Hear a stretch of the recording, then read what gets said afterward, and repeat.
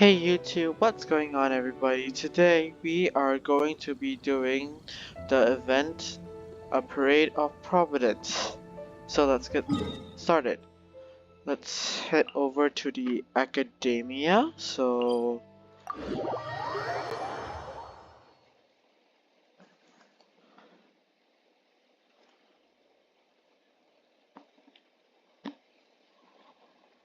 Let's head over there and we can start.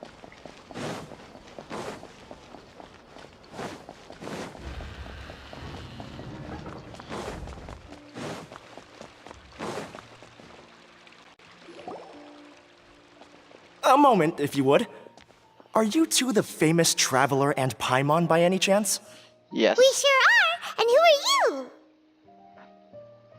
My name is Wikas, a member of the Academia Extravaganza Planning Committee. Have you two heard of this festival? Only just now. Yep, and that's exactly why we're here. Is that so? Looks like our advertising is working. Since you're both interested, would you mind if I gave you a brief explanation of the event? That would be helpful. Thanks.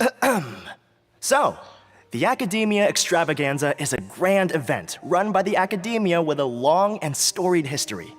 To be precise, it can be divided into the Wisdom Gala and the Inter-Darshan Championship. The gala is held annually. During this time, all 6 Darshans will set up booths throughout the city and host guests to showcase the most fascinating aspects of their school, and thus increase their influence. On the other hand, the championship is held once every 4 years. Each Darshan will send a representative to vie for the position of Grand Champion. This year, the gala is being held alongside the championship, so the mood in the city is, as they say, at an unprecedented fever pitch. Got it! Cool! Thanks a bunch for the detailed explanation. You're most welcome. Answering questions regarding the Academia Extravaganza is my job. And I actually do have something I would like to ask the two of you. What is it? Need our help with something? Well, let me begin by saying that this year's Academia Extravaganza is of utmost importance to us. Lesser Lord Kusanali and the sages came up with a plan for the Academia to recruit talented people from the desert starting next year. Oh. As such, we've invited a great number of desert dwellers to take part in this festival, so they can hopefully experience the Academia's atmosphere ahead of time.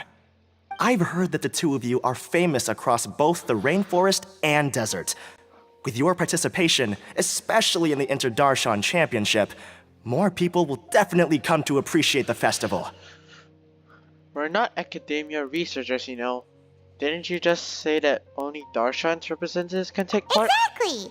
Or do you mean you want us to join a Darshan?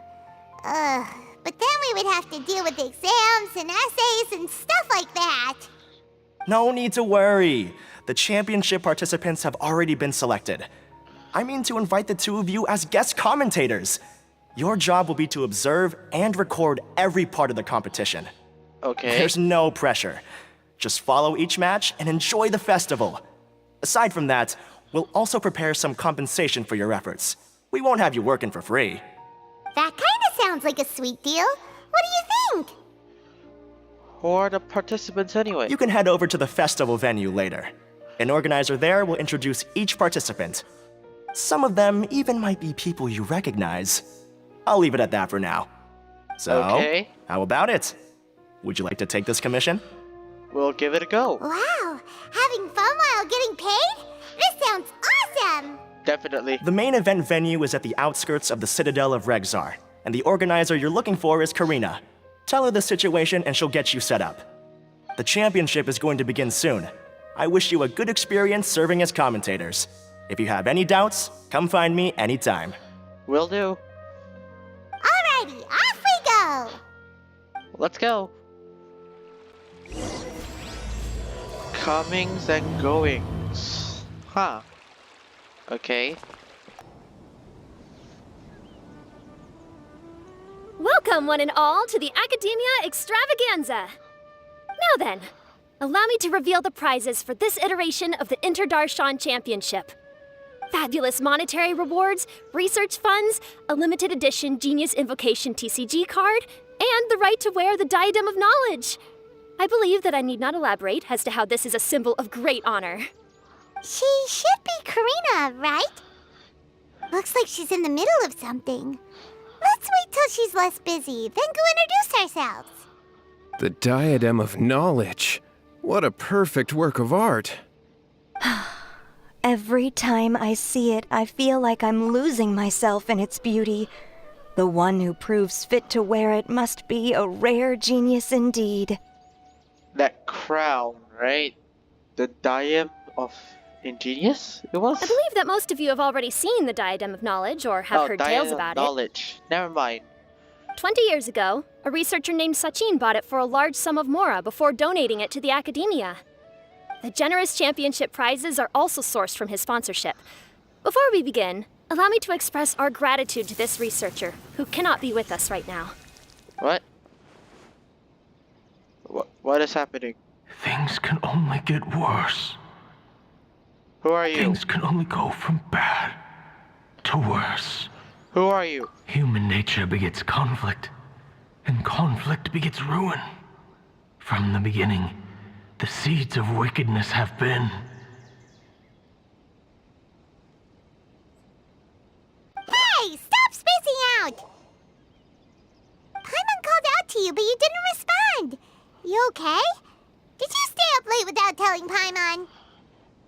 I was... All right. I'm sure we're all more than ready for the championship to begin. Now then, let's invite our 6 Darshan representatives to the stage. Our contestants are... Representing Tighnari. Amorta, Tighnari!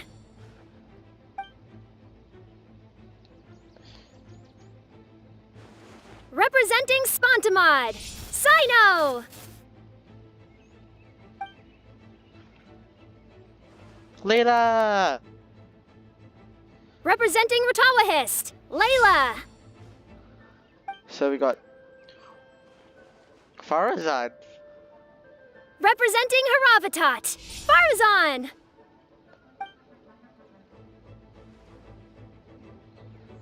Kaveh. Representing Kasharawar, Kaveh! And for Vahumana... Huh? Is Vahumana's representative not here yet?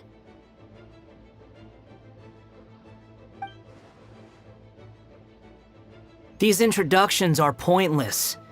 Let's just get this over with. Oh, hello. Wait a sec. Why is he Vahumana's representative? Finally, our final contestant is Vahumana's representative, Hat Guy! What? Hat guy? Seriously? Oh, so that's Hat Guy. I think I've seen him before. Hat guy? You know who he is? I've heard that he's a researcher from a different country who nominally belongs to Vahumana. Word Wait, is what? that he's written a lot of political analyses. Excuse me, His what? manner of speech hasn't made him popular amongst most other Vahumana researchers, but his comings and goings are quite irregular, so he doesn't interact with others much. Really? Aside from his more controversial aspects, his perspectives are considered quite incisive. Vahumana has seen a dearth of new talent lately, and some of its existing ones are not currently at the academia, so I suspect he might have been their only option. It's just kinda weird. He doesn't seem like the kind of guy who'd participate in competitions like this one. You must have been the case of the latter, Tighnari. I heard that quite a few of your juniors petitioned for your candidacy. Sometimes I wish I could clap a few of them over the head and tell them to spend that time on studying instead. Can you refuse? Well, you can, but after some consideration, I realize this could be a good opportunity for me. Uh-huh. Next month, we're having a public lecture on ecology at Gandharvaville. If I participate in this event, I might be able to utilize its popularity to promote the lecture. I see. I'm not that concerned about becoming the champion, unlike someone here. So you volunteered yourself, Sino. Yes. I'm using the last of my leave for this. When I heard that a limited edition Genius Invocation TCG card was one of the prizes, I signed myself up. Of course you did. This year's card is a rare one indeed. It would be a shame if I missed out on it. Uh-huh. Wait, is it some kind of super powerful card? No, it's a very common one. But it has a holographic layer.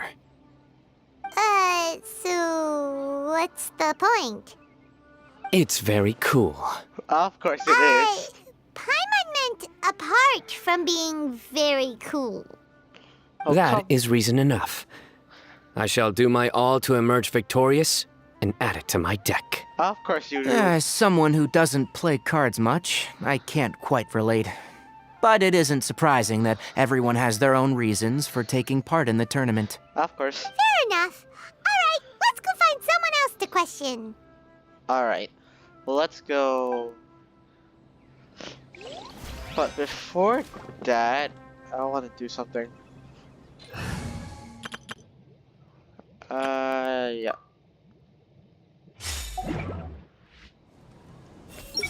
It doesn't seem that Sumeru City has changed too much. I must get that limited edition card. Oh, wow. Okay, hello, you three. Kaveh! Farzan! Layla! Hello, hello. Huh? Oh, it's you. Why are you here? We're here as specially invited guest commentators. Our job is to record what happens during the competition. Is that so? In that case, I'll have to trouble you to catch the moment of my triumph on camera. Okay, Farzan. Remember to shoot from behind at a lower angle. You know, to capture a seniors class. Seriously? Farzan.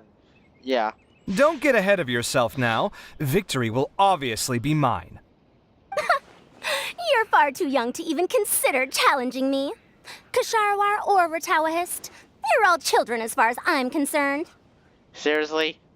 Actually, I was going to ask, how do you know me, Madam Farzan? Huh? You don't remember? I sometimes see you in the library at night. You even waved at me. What? I don't remember doing that at all. Oh, no. Huh. How strange. However, this is not the time for curiosity. I am Farozan, a household name in Haravatat. You are Layla from Ratawahist, I presume? Yes. Good. Then we are officially introduced. See? Simple as that. True. Maybe for you, but not for Layla. I like respectful ones, by the way. Would you like to join my research group? Too close. Too close. Madam Faruzan, I'm quite sure this counts as poaching. Let's dial things down. Yes. Thank you. I know, but it's been tough getting people these days. And research funding has been hard to secure. But once I win this tournament, it'll be a different story. Okay. So you're just here to increase the amount of funding you're getting? Seriously? Bruh. Well, not just that. What, are you curious about my reasons for participating in this event? Well, I suppose that's to be expected. You are our guest commentators after all. There's been an influx of newly enrolled students, and they'll be paying close attention to this competition. If I do win, I'm certain that there will be no lack of students knocking upon my door. Moreover, research resources will be made available to the victor, so that will nix my funding issues. Therefore, my two juniors, I do apologize, but I fully intend to emerge triumphant. Okay. I'll do my best as well. At least I don't plan to lose too badly. Oh, come on, Layla. So, It's fine. why are you here, Layla? I don't know why, but a lot of people recommended me. I didn't sign up myself. I just woke up to find my name on the announcement board. That sounds like what happened to Dainari. Him too? Oh, I'm really nervous. I've been so worried about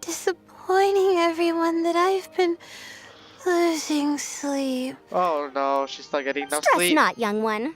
We must all experience failure to grow and mature. But Madame Farzan, I don't want to fail. Seriously? Everyone has such nice reasons for joining. And what's your story, Kaveh? Must I say? Yes, you do! We gotta record it! Well, you know, right? I want to buy some property.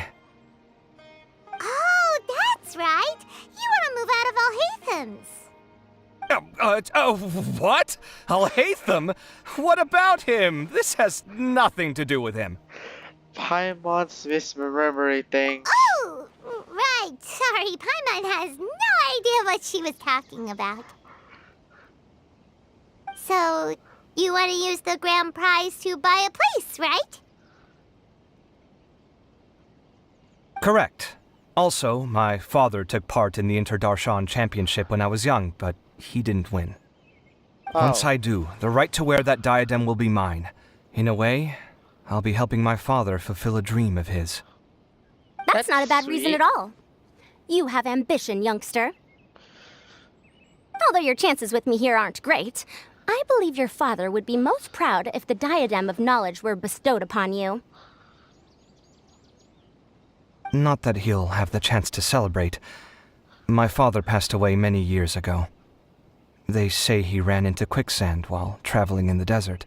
Oh. For you to have experienced such a thing, that must have been tough for you. It's all in the past now, and life goes on, doesn't it? Let's change topics. I don't want to bring the mood down. That's so sad. All right. Earlier, you said that you want to use the prize Mora to purchase a home. Where do you live now? Do you live alone? Well...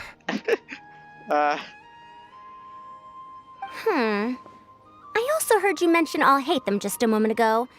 Isn't he also from Haravatat? Are you two hiding something from me?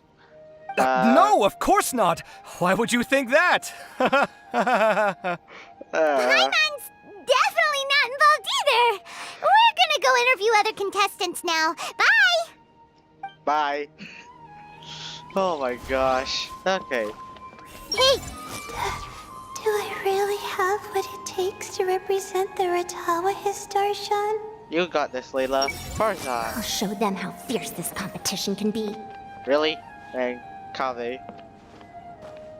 Everyone hold hands! With that prize money, I'll be able to move out of Alhaitham's place. Of course. Hello, Patrick. How are you doing? I see everything. Do you really think you can see through me? But thanks anyways. Let's go. So... what? What are you doing here? Just call me Hat Guy. That's the name I use in Vahumana.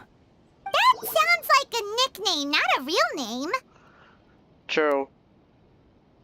So I can't go by a simple, ordinary name? Patrick's fine. What do you mean? Suit yourself.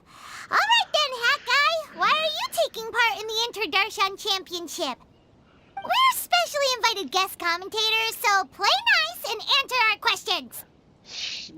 Come on. You could be Paimon. Matra for all I care. So what if I don't answer you? What then? You... Come on, Paimon. I'll tell you this much. I have an agreement with someone not to reveal my motives. You're not plotting something in secret, are you? Why would Well, he? it's hard to say. Why don't you take a guess? Ugh, Paimon's had it with you. Fine, be that way. Then we won't ask you why you're participating. Instead, why did you join Vahumana? True. You two sure like to poke your noses where they don't belong. If I don't say anything, are you going to annoy me to death? Oh, come on. Just answer the question. I heard that the Vahumana researcher named Akaba was researching the Tatarasuna incident, so I wrote a few essays to refute his points. Later, when I was bored, I wrote some commentary on societal issues in Inazuma. I didn't expect Vahumana to consider me as one of them. Someone even invited me to a lecture or whatever. From start to finish, it was just the wishful thinking of idiots. A misunderstanding. There's your answer. Simple. Okay. But when Lesser Lord Kusanali heard about this, she went out of her way to get me registered in Vahumana. She used the name Hat Guy. So it was Nahida's doing. Enough chit-chat. You're better off wasting your time with the other contestants. Well, I've already Someone's done about it. to get very unlucky. Wanna guess who? How is anyone supposed to relax with you around? Oh, I mean, come on. We've got to stay alert and keep a close eye on him. Looks I like don't Karina's mind. got a moment now. Let's go chat with her.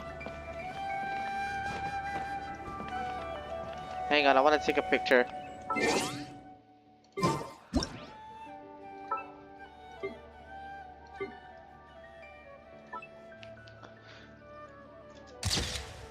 There we go. Thank you. Goodbye.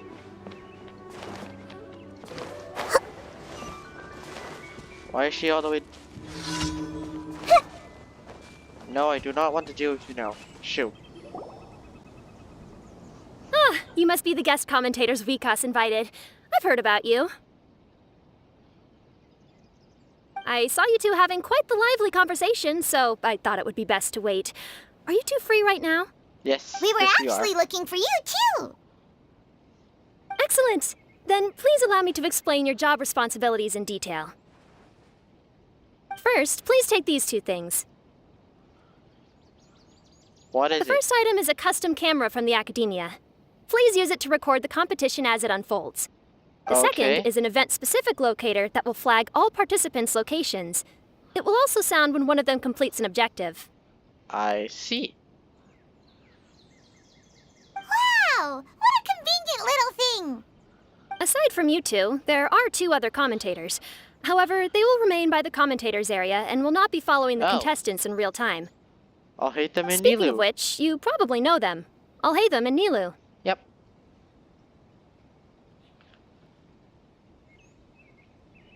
Oh, it's them! We have to go over and say hi later. Sure thing. Well, don't let me keep you, unless you have any questions for me. Have you seen the white-haired man around? Why do you ask? I saw someone like that on the stage earlier. Really? I didn't see any such person. Could I ask when you saw him? Just before the Academia representative went on stage. Strange. I was on stage the entire time, and I didn't see anyone come up. Paimon didn't see anyone either. Perhaps you're mistaken. However, if you have any leads on that matter, you can talk to me at any time. Okay. Hey, Traveler. Dia. Paimon. Long time no see. Dia, Candice! Dia! Candice! You two are here as well! Hello, hello! Ah, so they're two friends of yours. In that case, I'll take my leave. May you all have a wonderful time during the extravaganza. Yay! Dia and Candice! The Academia sent us both invitations, so Dia suggested that we come together. The villagers were also encouraging me to travel outside the village. I couldn't find it in myself to turn them down. We're here now, so no point dwelling on that. Even though this extravaganza isn't a holiday or anything, it's still a big deal here in Sumeru. Merchants from all over will set up shop. There'll be tons of stuff to eat, use, and wear, more than you can count. I'm already set on helping you buy 2 new outfits. I mean, who wears the same thing at work and home anyway? I'm looking forward to it. Just being able to relax and wander the streets freely has already made my day. Yay! So, Traveler, Paimon, you two want to come with? I would love to. We'd love to, but we've got work to do right now. Yeah, unfortunately. Aw, that's a shame. Let's hang out together when you're free then. Okay. Sure! In that case, Candace and I'll head out first. Good clothing and fabrics are very much in demand. If you snooze, you lose. Oh, right. We should also get some accessories. No need to rush. I think we'll have a better time if we take things slow. See you two later. Feel free to come find us whenever you have the time. Alright, bye. See you I later. didn't think that Candace and Dia would come. Hanging out with them sounds like a great time. Still, looks like the competition's starting soon. Let's go over to where Al-Haytham is and see what's going on. Okay. Let's head over.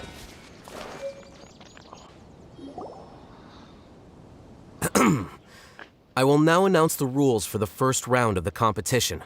Please listen carefully.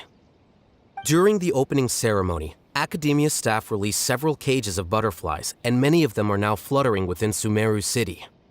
Amongst these butterflies, 3 of them will be special swift flies. They have a different appearance and also fly a little faster.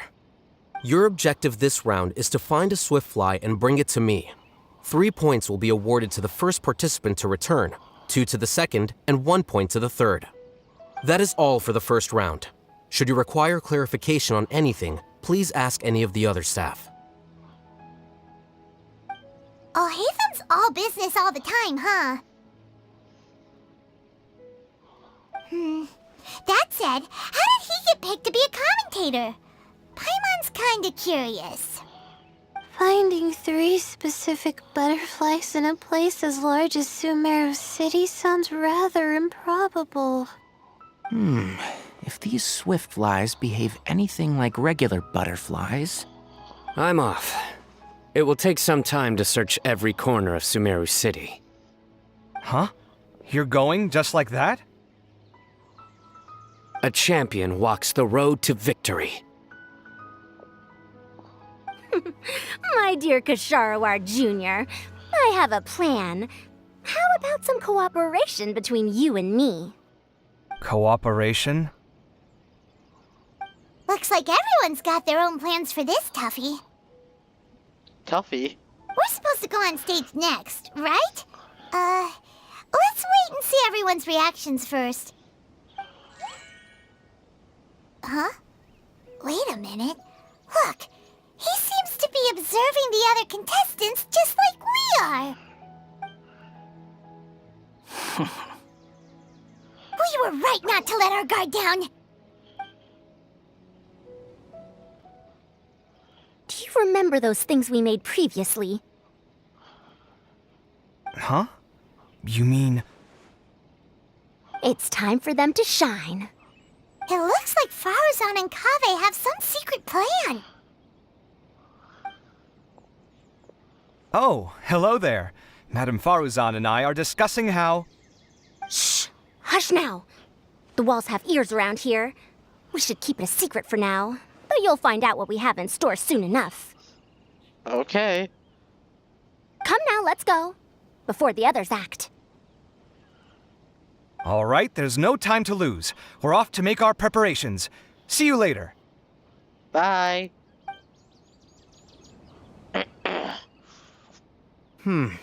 This is basically what I'll need.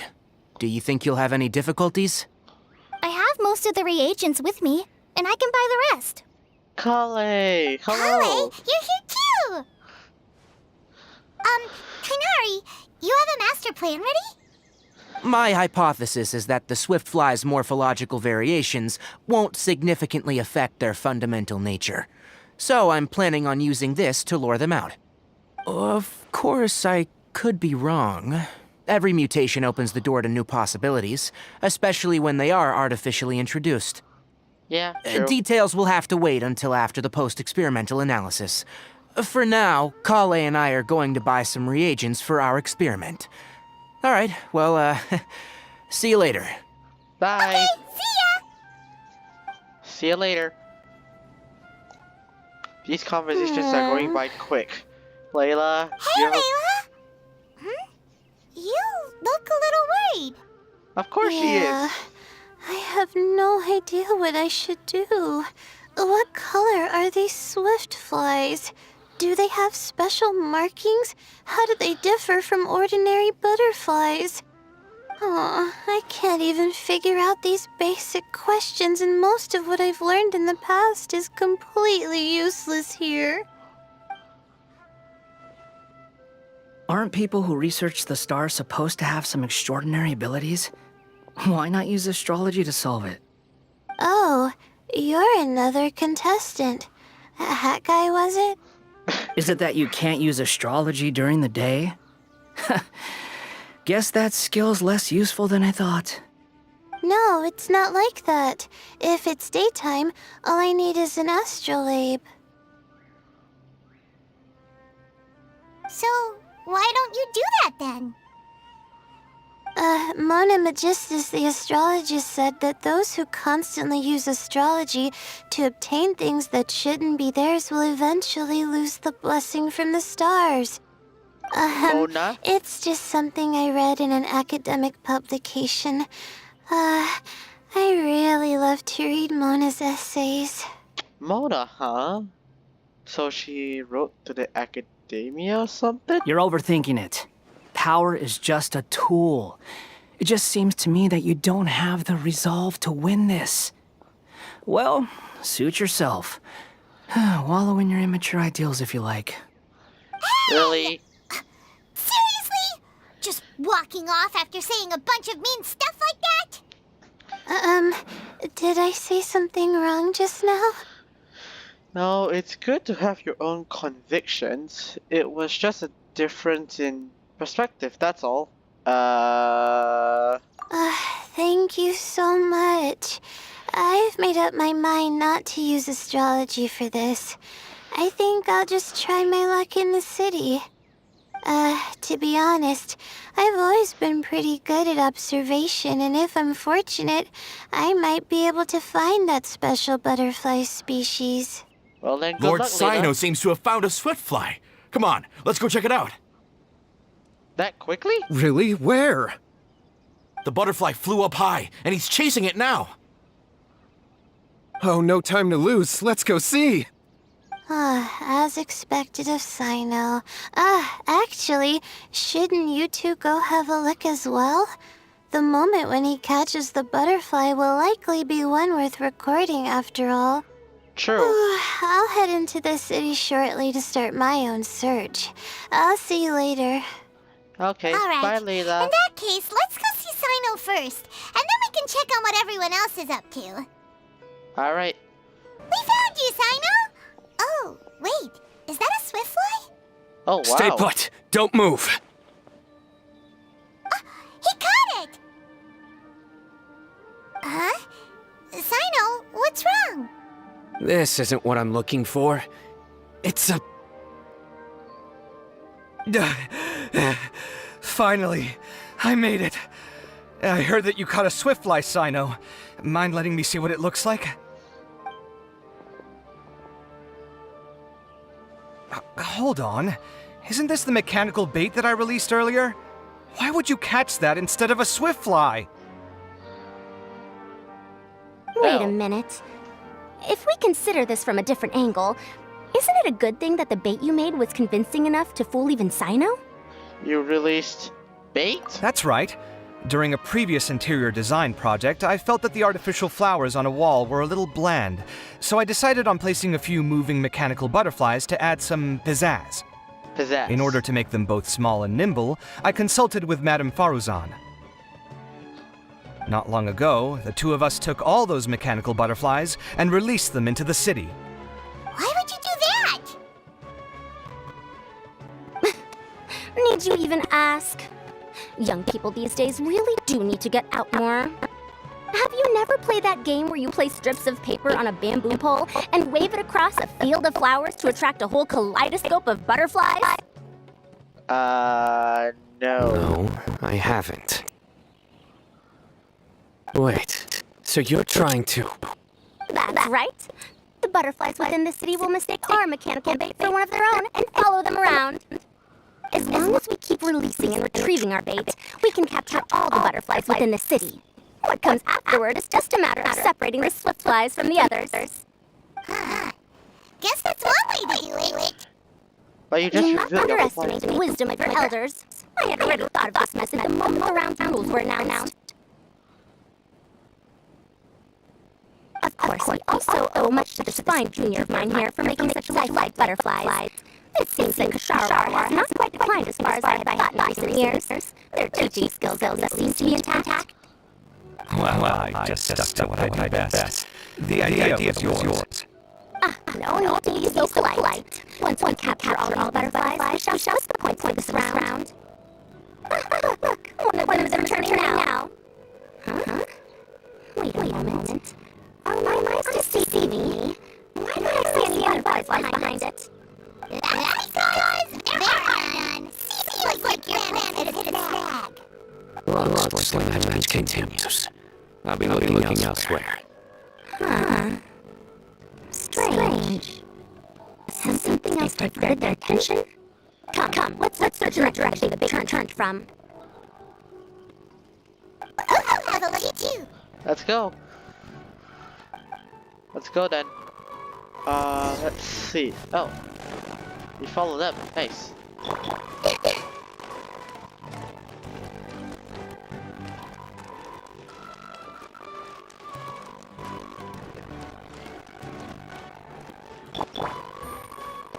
That's because I was bored of you guys, doesn't mean... Okay, whatever.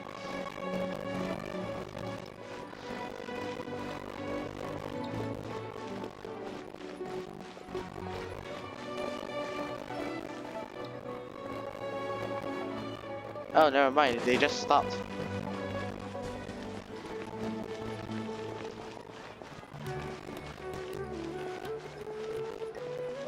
Oh. Tainari? Huh? Faozan? Kaveh? Why did you two stop? Ah. So it was the Morta boy. Tainari! Fascinating, isn't it? The butterflies have all congregated here due to a special incense that I used. I infused it with 3 different types of honey, and the butterflies, following the fragrance, have gathered around me. Butterflies must have really sharp noses then. Wait, do they even have noses? I've never seen one. They do not, in fact, and their vision isn't stellar either. However, they can use their antennae to distinguish between scents, and their olfactory senses are generally quite advanced, allowing them to detect floral fragrances from great distances. Oh, so that's how it is. I had a pet butterfly once. I picked wildflowers and placed them in its box, but it wouldn't eat any. That's normal. Raising butterflies isn't difficult, but there are many things you should take note of. Appropriate temperature, sufficient air, and a spacious environment are examples of such considerations. You must also ensure that the food you've chosen suits their palate. Most importantly, you must curb your curiosity and avoid disturbing them while they rest. Otherwise, they may become stressed. Sorry. I liked to poke at its wings at the time. Humans tend to rear many creatures due to their aesthetic value, but not all are suited to such a process. Caring for living beings is hard work. Impulse alone is insufficient. Some prerequisite knowledge is always required. You sure do know a lot. I have a question too. I bought a scarab not long ago and it hasn't seemed very active. Can you help me figure out why? I'd like to keep a duskbird as a pet. What are some key points I should consider? Is it possible to keep a Rishbalin tiger as a pet? Of course not. What are All you? right, it seems like you all have a great deal of questions. But I am in the middle of the Inter-Darshan Championship at the moment, so I'm afraid I can't answer them all now. Let me propose an alternative. Next month, there will be a biology lecture at Gandharvaville, and I will be sharing some interesting insights on living organisms there. If you're interested, you can attend that lecture, and if you should have any questions, just prepare them ahead of time. I'll answer questions after I've finished speaking. All right, I'll be there. Of course, please try to ask more rational questions.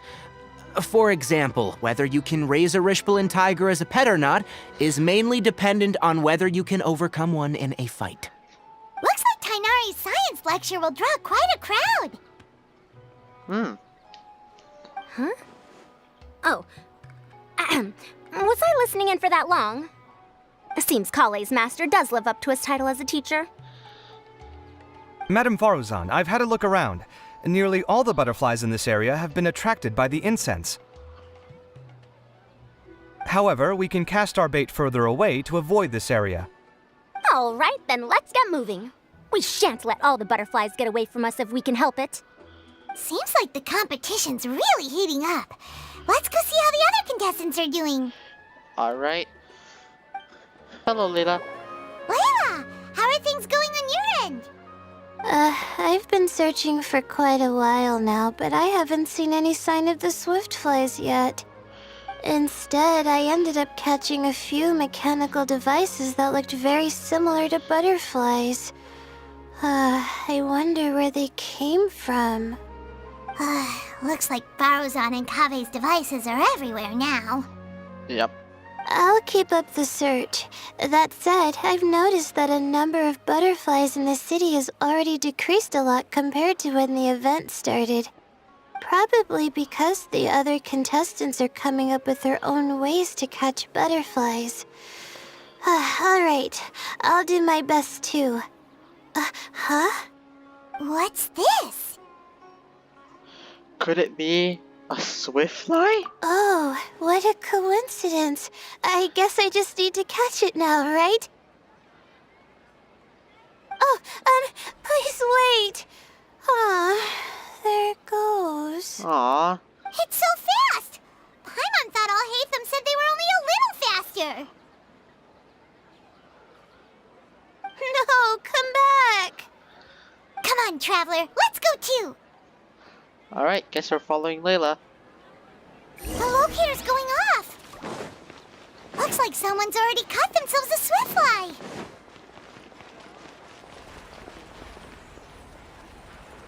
Layla.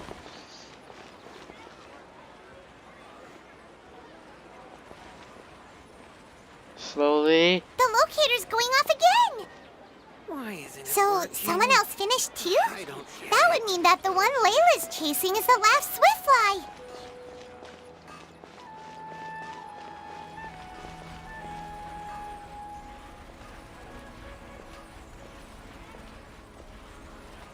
Oh no. Oh. Oh, it just occurred to me that we should also get you a makeup box. No, it's fine. I don't think I'll end up using it.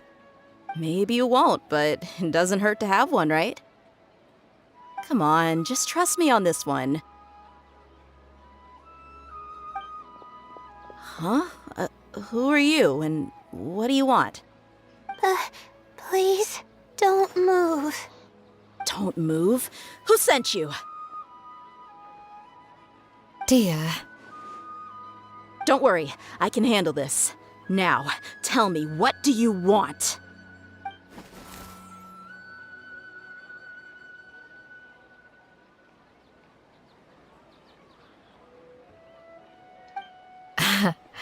I believe she's looking for this. Here, take it. A butterfly? Was it on my head? Yes, it was on your head. Oh, It's been a while, Layla.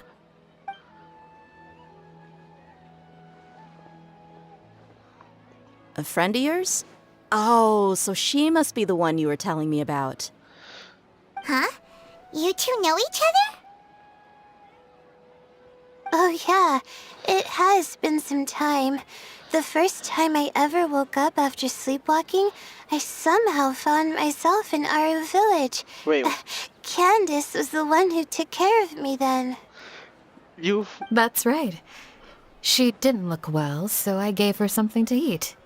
She said a lot of complicated things about astrology, the night sky, the stars. Not sure I understood it all, but it sounded pretty enchanting. Right. Do you still want this butterfly? It seems like you were chasing it all the way here. It's of little use to me, but if you don't want it, I can release it. Just let her have it. It's no big deal. The Swiftfly was flying so fast, but you were able to catch it like it was nothing, Candace. Oh, it didn't seem that quick, really. I was actually worried that I would injure it. But I'm glad that didn't happen. Anyway, sorry about the butterfly thing. With the way you suddenly came running over like that, I thought you were hired to take us out or something. No. Huh. On second thought, I guess I've never seen an assassin that looks tired with dark bags around their eyes. Oh, you must be taking part in the championship. Take it from me. Don't let it stop you from getting some rest. I'll do what I can. Thank you. We'll be on our way then. See you later. Alright. Alrighty, let's bring the Swiftfly back together with Layla. Alright. It seems we have a third contestant who has returned with a Swiftfly. With that, the first round has come to an end. I anticipate that all of you will keep up the effort for the second round. Dismissed. Your closing statement sounded so... how do I put it? Decisive? Well, you could certainly stand to try being more decisive, Nilu. It would help you live more freely. Hang on a second. Who were the first two contestants with Swiftflies? Tainari was first, and as for the second, it's being discussed right now. It's being discussed? Hey, Alhaitham, I think I've come up with a good idea. Second place gets 2 points, right? Can't Madame Faruzan and I split the points between us? Quite the imagination you have there. I've read the championship handbook from cover to cover, and I never saw any rule which permits that. Then we can just add a rule. Do you really think I'd do that? Oh, come on, you're not going to stand in the way of my victory, are you? Well, you're free to send the organizing committee an application outlining your naive proposal. They'll get back to you within 3 working days. 3 working days? It'll be too late by then. Unfortunately for you, even dreaming is gonna cost you. Paimon gets it now. Kaveh and Faruzan found the second Swiftfly together, but the rules say that only one person can get the points. Oh well, the rules are the rules. Since you call me madam and politely ask for my help, I shall give you these points. What? So Really? I'll put the points under Kaveh's name then? No. If I take these points, won't that only detract from your contributions, Madame Faruzan? You might be all right with that, but I cannot do it. Not in good conscience. I don't have any problem with it. There are 2 more rounds after all. Losing one isn't a major setback. But if you insist, I have another method. We can draw lots to see who will receive the points. Lots, huh? What? Is there something wrong with that idea? No. Well, let's do it. All right. I'll get the paper needed for the lots. Give me a moment. Everybody watches Kaveh suffer a glorious and... Oh, seriously? I'm sorry, but it appears that luck was on my side this time. No, you do deserve it. I'm just lamenting my bad luck. Perhaps that's why my life is rife with troubles. Indeed. It's rare to see anyone with such terrible luck be so willing to decide victory via lots. And what would you know about that? We can save bickering for later. Record the points under Faruzan, and that'll finally bring the first round to a close. The second round will be held in the desert. We'll be moving our commentator stand over to Aru Village. Oh. Let's meet up in Aru Village once everything is ready. I'll announce the details of the second round then. Till then, you have some free time. I'm off the clock at this point, so it's farewell for now. Wait, Alhaitham! You... Don't be upset, Kaveh. Sighing can carry away your good luck, you know. Oh, so that's how it works. In that case, I'll take in some deep breaths. Maybe that'll help me make up for all the luck I've lost. It's really no big deal. 2 points aren't enough to decide victory or defeat just yet. I'll win the next round, you'll see. Looks like you've managed to pick yourself back up, young man. Good. I must warn you, though, that I'm quite familiar with the desert. You'll have to try your best if you don't want to lose. I'm no stranger to the desert either. I'll be fine. All right then, that's enough chit-chat for now. I'm going to check the area out. So the current standings are Tainari in first place, Faruzan in second, and Layla in third. Yep.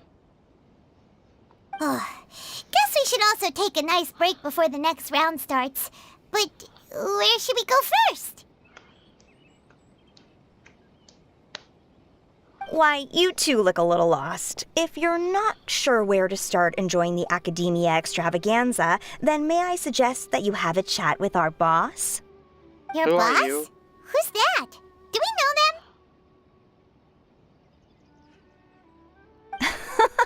Well, only the most famous merchant in all of Sumeru, Lord Sangamo Bay.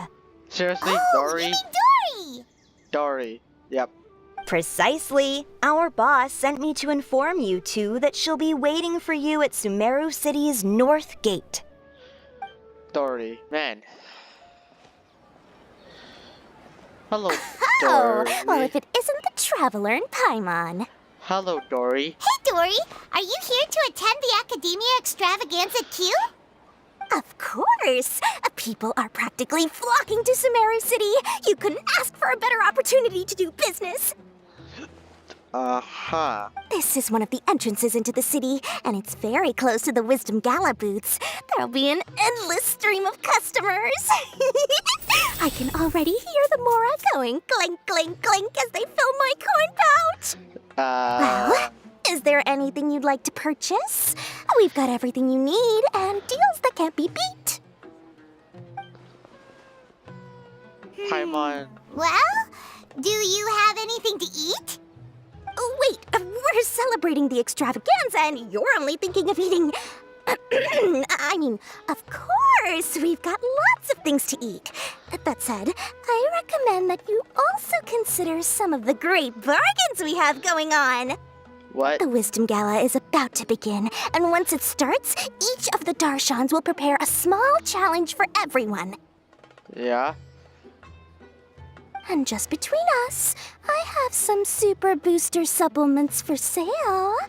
Eat just one to boost both your strength and dexterity for a short time, allowing you to overcome any challenge. I don't need that. I should be fine. No thanks, we'll pass. These little challenges are gonna be a cinch for the two of us. Just you watch. Yep. Anyway, Paimon just wants something to eat, please. If you don't have any food, then we'll just go somewhere else. Uh-huh. All right. Mora is Mora, after all. Oh, what would you like to eat? Well, Paimon's pretty hungry right now. Do you have any touching? Let me see.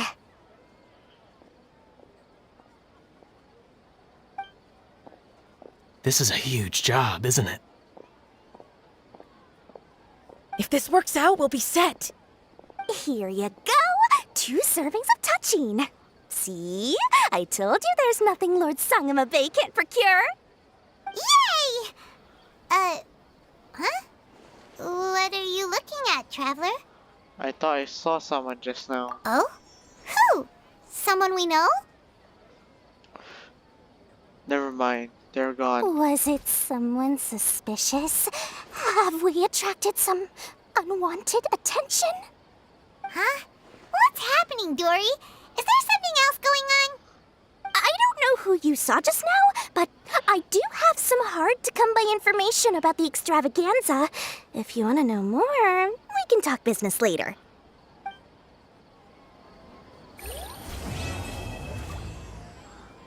Ah.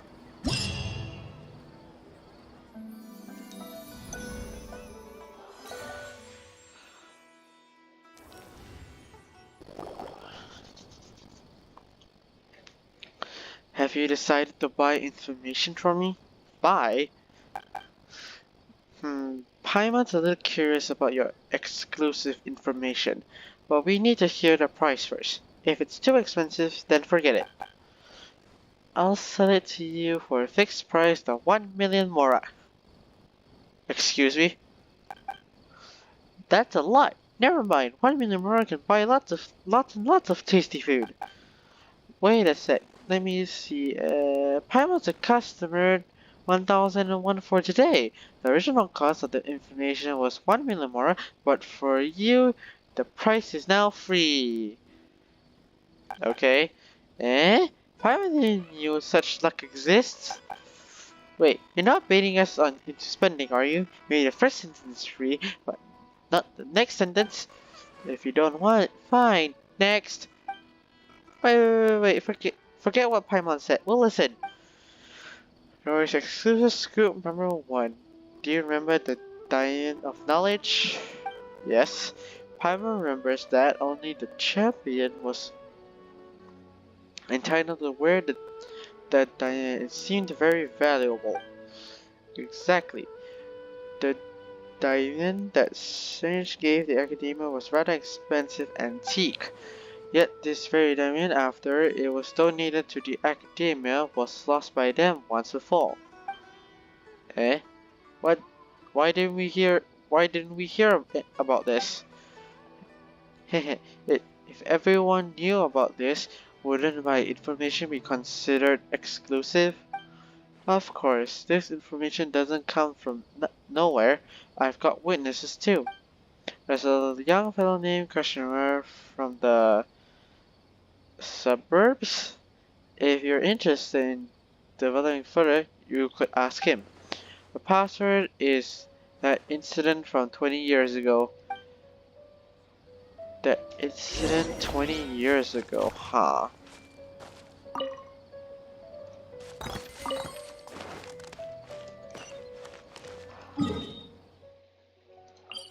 How strange.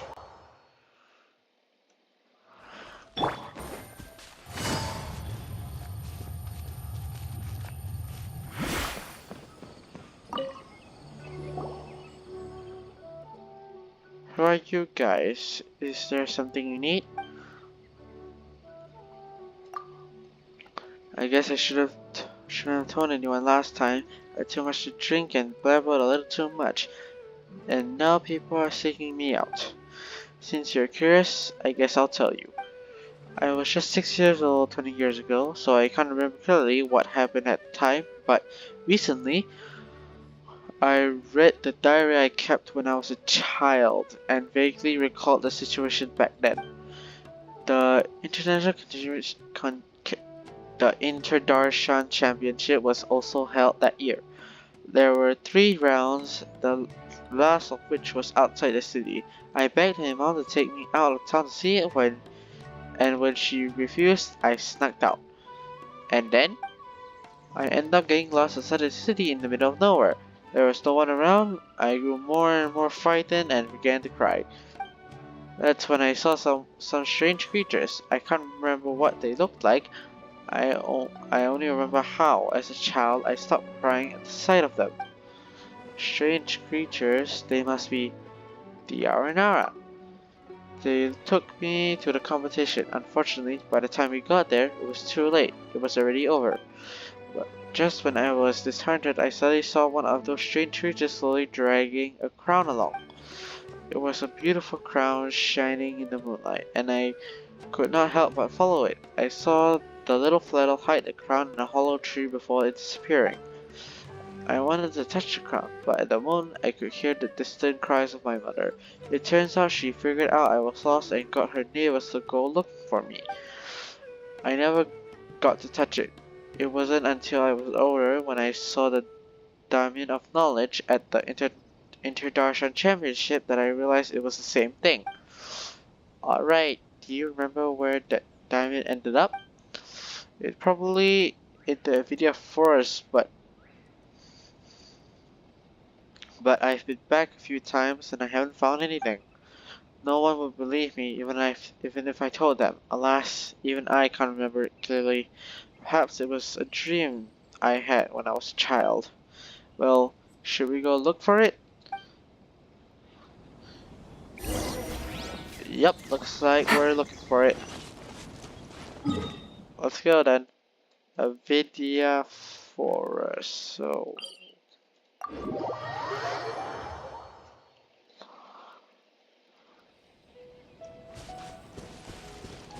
come here.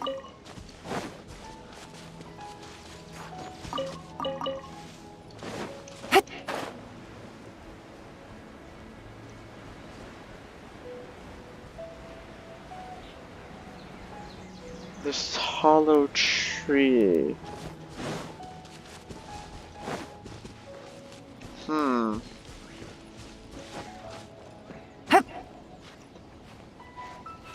Yeah.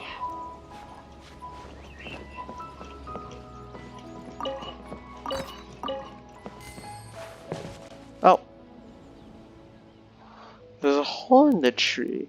It seems completely empty and there's nothing in it. Eh? Wait, there's a note there. The good Nara taught Akarsha how to read. Escariapa must protect good Nara. What's that? What's this supposed to mean?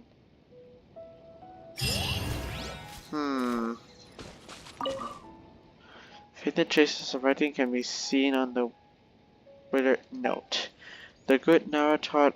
Yeah, it's just the same thing. Alright. So I assume that is it. Hi. Hey YouTube, what's going on everybody? Welcome back to day 2 of the event Parade of Providence. So, let's get started. Behold!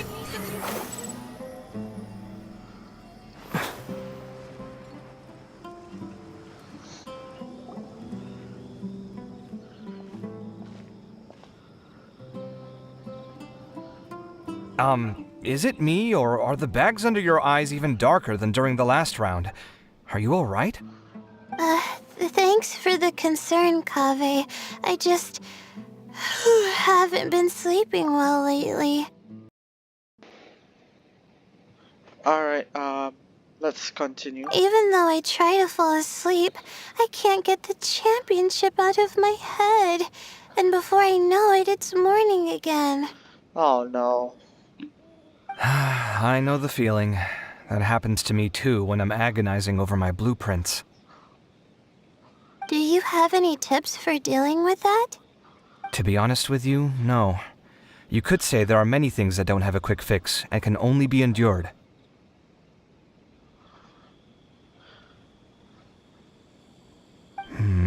I suppose you can think of it as something akin to an illness.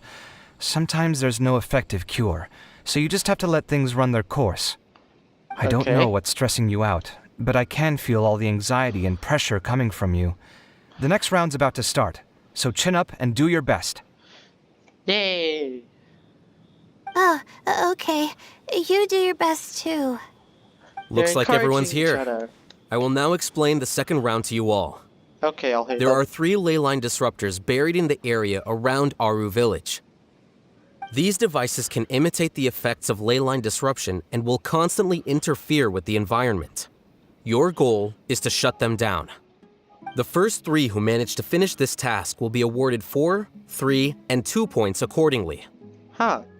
Note that each person may only bring a set amount of food and water with them, and that leaving the designated competition zone will result in disqualification. Well, what do you think? Want to team up again?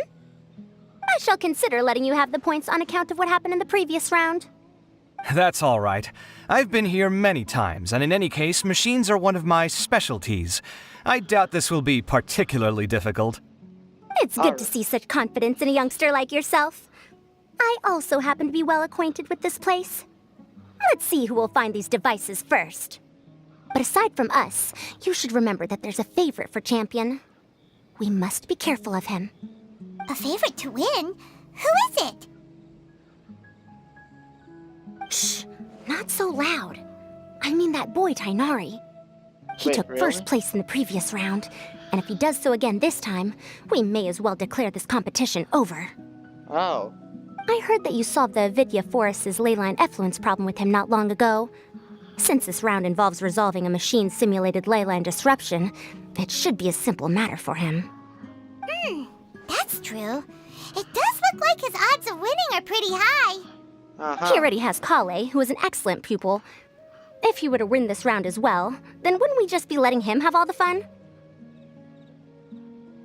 As his senior, it's my solemn duty to prevent such an inequitable arrangement from happening. I'm off. Alright, bye Farazad.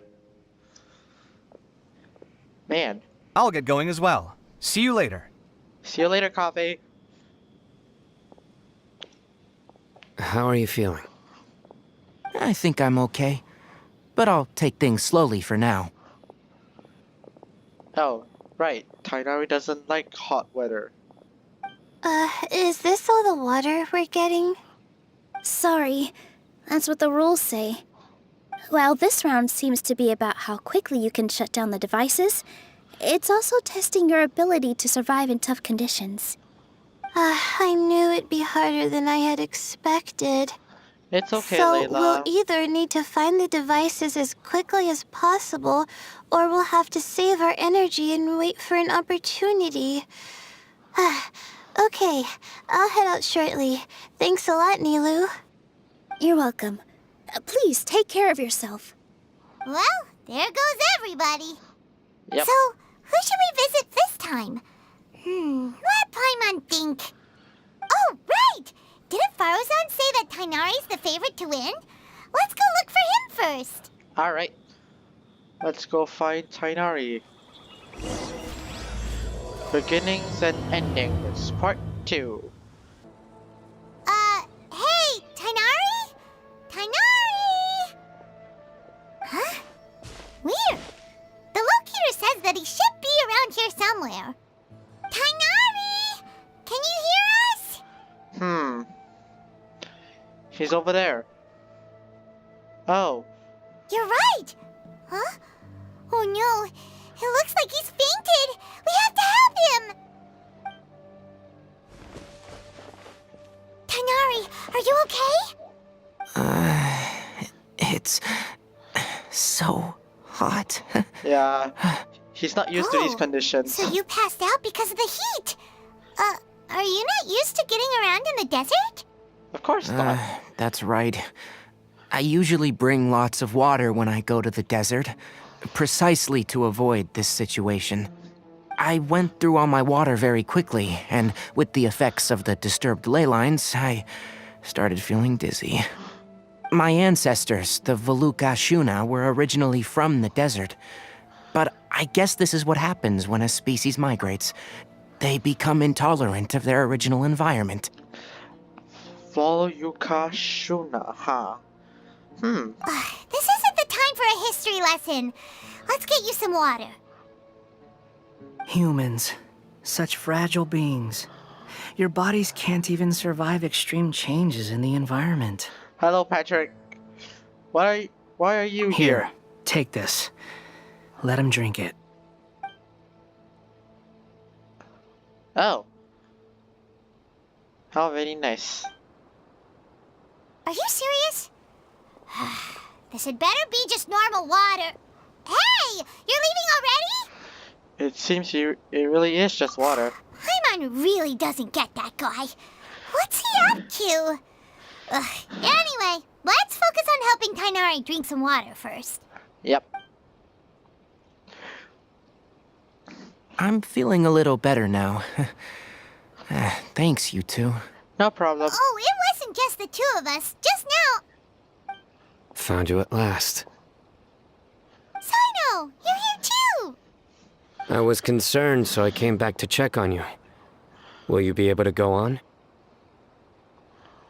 The fur on my tail is so dry, it's practically been singed right off.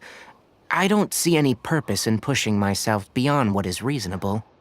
It appears I'm not suited to this particular round. I should probably just return to Aru Village and rest. Really? So you're backing out? Yes. I do have my results in the first round to serve as a buffer, so even if I forfeit this round, I still have a chance to turn things around later. True. Withdrawing now will allow me to conserve my energy. Continuing to push onward would be counterproductive. Very decisive. A wise decision. Let's get you back to Aru Village. Yep. It's fine. I can make it back on my own. Oh, stop trying to be so polite. Come on, we'll help you back to Aru Village. Yep.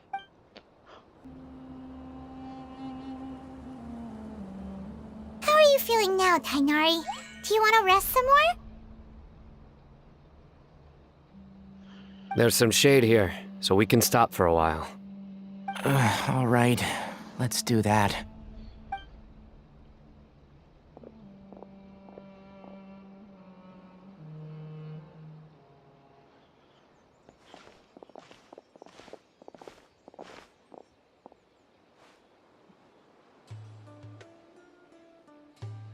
Oh, Layla. Oh, Sino and Tainari. And you've got the Traveler and Paimon with you. Oh, hey, Layla! Hello. Yeah, the sun was too strong, so I decided to take cover here for a while. What about you? Are you all done already? Unfortunately not. I'm not quite as capable as I thought. I intend to withdraw from this round. Sino and the Traveler are escorting me back to Aru Village. Withdraw? Can you even do that? I believe the rules do provide for such a situation. Al-Haytham did say that the act of leaving the competition grounds would result in disqualification from the round. Didn't I ask you if you were all right before this? If you had just decided to withdraw then, you wouldn't have had to suffer. Well, I had to try, didn't I? So I tried, and it didn't work out, and now I'm backing out while I can. When I get back, I'm definitely going to make a batch of sun-resistant oil. Next time I venture into the desert, I'll be prepared. By the way, you're Layla, aren't you? You don't look very well yourself. Will you be all right? I did feel a little faint when I first entered the desert, but I feel a lot better after resting here for a while. Be careful not to push yourself too hard. Yeah, be careful. Don't worry. I'm just... tired. Feeling the pressure? You can tell? Your expression is similar to the ones I see on criminals' faces when I interrogate them. To tell you the truth, I'm still not sure whether I have what it takes to represent the Ratawa Histarshan in the championship. Most people voted for me because of all the rumors surrounding me, and to be honest, those rumors don't really mean anything. Now I don't know how to deal with all the expectations they've put on me. Even the people who usually criticize me voted for me this time. So I feel like I have to live up to their expectations somehow. So their expectations are putting pressure on you. Yes. Actually, I heard that you were voted in as well, Tainari. How do you deal with it? To be completely honest, I don't really feel any pressure. Huh? Firstly, those who expect things from you do not necessarily do so for benign reasons. On the other hand, those who do consider your feelings certainly wouldn't want you to push yourself. True. Next, we are researchers. Our primary duty is to interact with knowledge, not to meet others' expectations. As for me, I took part in this competition to advertise for an academic lecture at Gandharvaville next month. I'll obviously try my best during the competition, but I won't let any additional pressure get to me. I think you can also try to find a clearly defined goal. That may help you. Alright. I understand. Thanks for your advice. I'm absolutely parched after talking so much. Oh no. I've still got some water with me. No, I'll be all right. We aren't far from Aru Village, so I can go the rest of the way myself. You should get back to the competition. Don't you want to win that limited edition card? Oh yeah. Yes. All right then. Your spirit will live on through me. Hey, don't talk like that. I'm not dead, Sino. Oh my god. Everyone, I'll be heading back now. See you after the round ends. Alright, bye Tainari. I'll continue searching for the ley line disruptors. Are you feeling better now, Layla? Yeah, how are you feeling? Yeah, I feel like some of the weight has been taken off my shoulders after chatting with Tainari. It's been a long time since I first left my hometown to come to the academia, and every day here has been so precious. But of course, there have been some rough times. All sorts of complex astrological models, countless quizzes, and essays that took all my brain power to barely finish. Each of those things are like huge boulders barreling at me, forcing me to continue running forward. Well, you shouldn't push yourself too hard, Layla. When I was chosen as my Darshan's representative, it felt like another boulder was added to the ones already rolling behind me. Every time I close my eyes, I think of all the people I'd disappoint if I mess up. We will never be disappointed in you. We prefer you to be happy, Layla. Yeah, I think that's what Tainari was trying to tell me. You're our good friends, which is why you didn't stop him from dropping out of this round, and why you don't feel disappointed in me. That's right! No need to feel so down!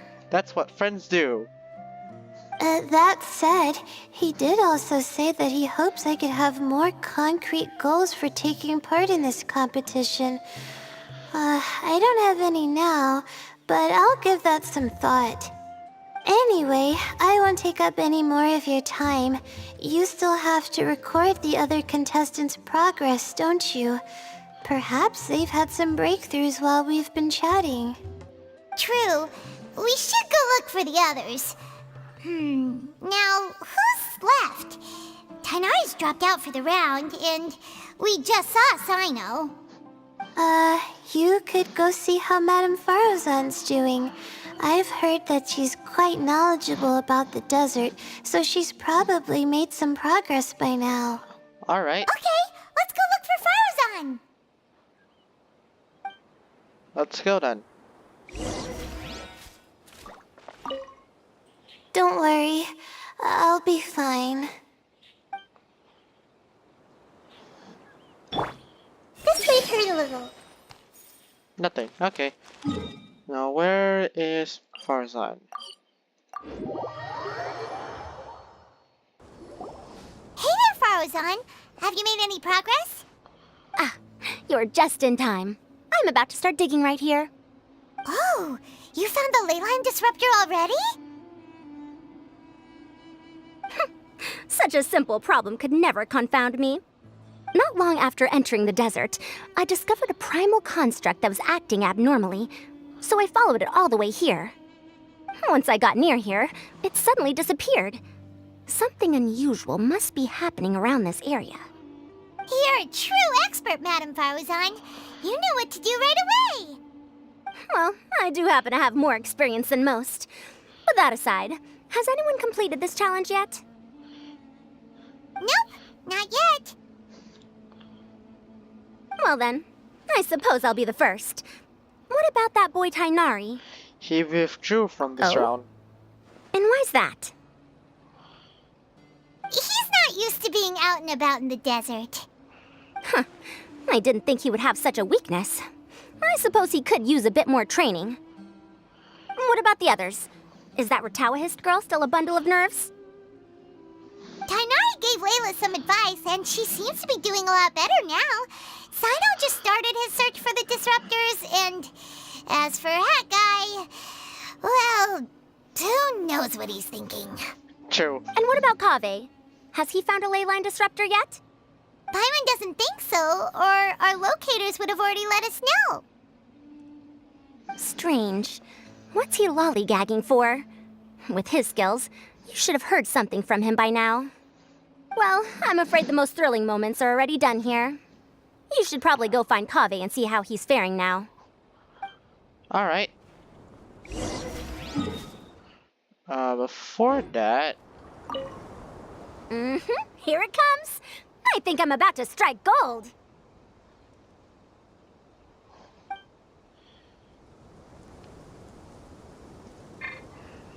Commit it to memory.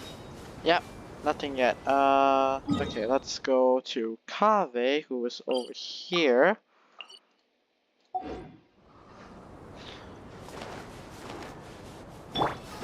Behold!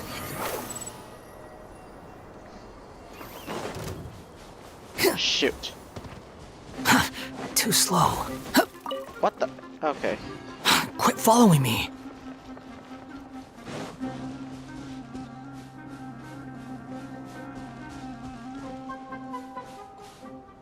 Okay. Well, there's Kave. Oh, what's that? That's his briefcase.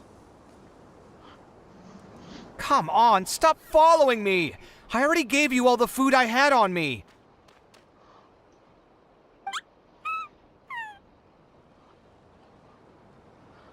You can cry all you want. I don't have any more food. All I have left is a half bottle of water, and I can't possibly give you that. Without water, traveling in the desert will be incredibly difficult, and I still need to find what I'm looking for. Merak, can you help me out here? Keep them away.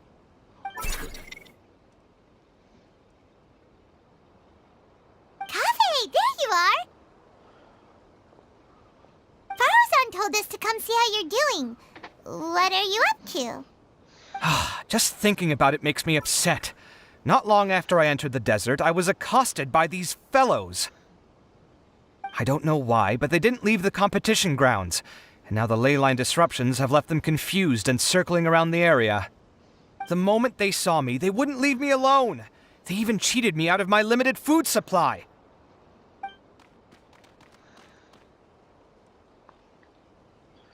Beep boop. Hey, didn't I ask you to keep them away? Kave, is this flying metal thingy yours? That's right. This is my toolbox, Merak.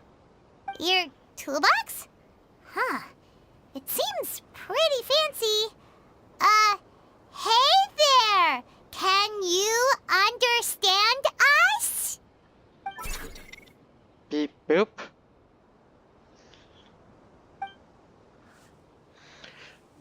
Why is it here with you? Sometimes I need to carry things when I go out, so it's handy to have a portable toolbox.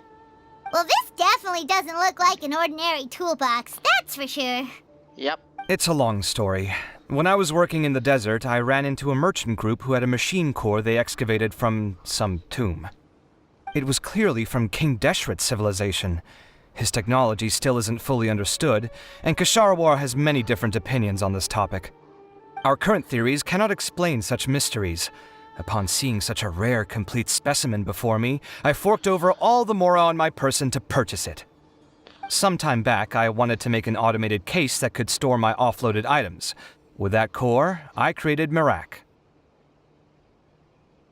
It can't understand commands that are too complex, but it can serve as my assistant and help me with things like mapping and surveying.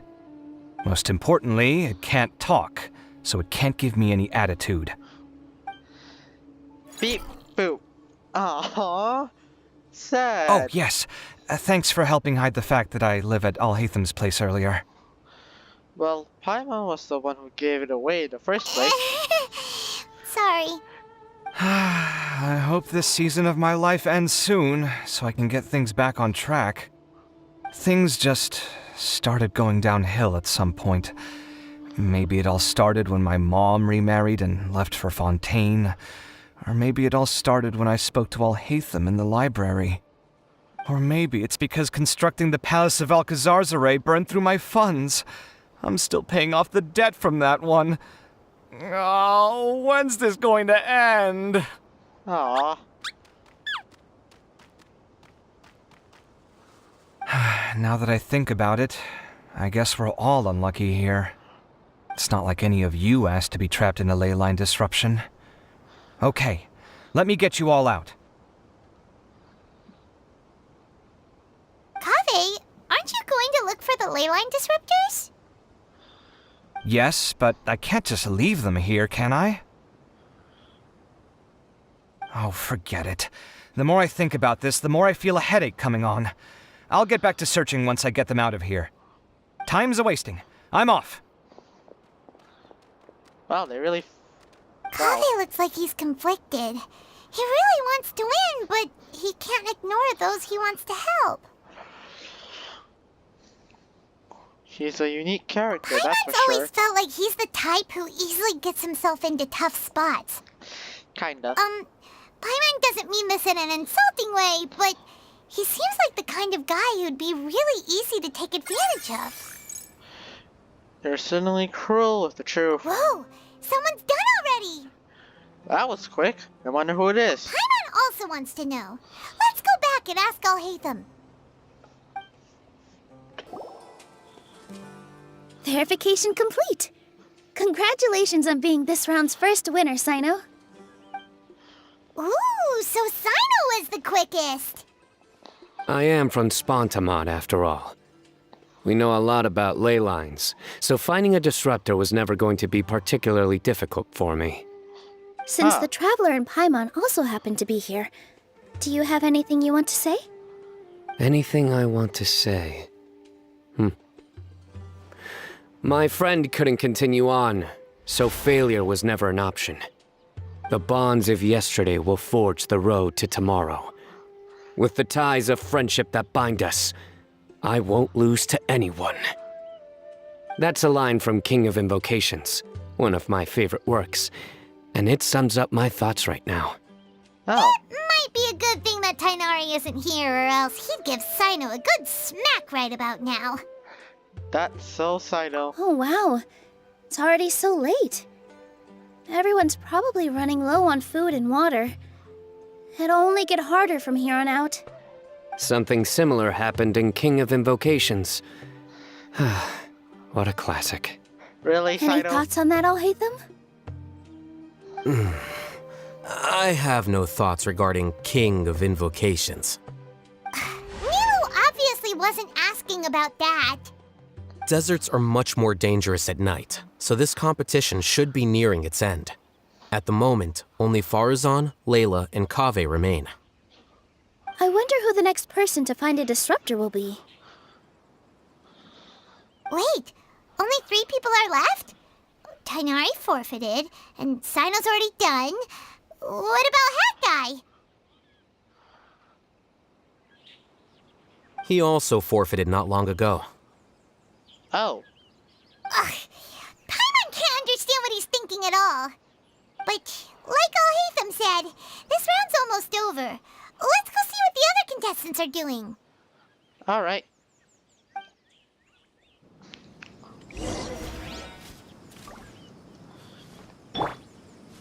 I see everything. I'm not sweating too much, am I?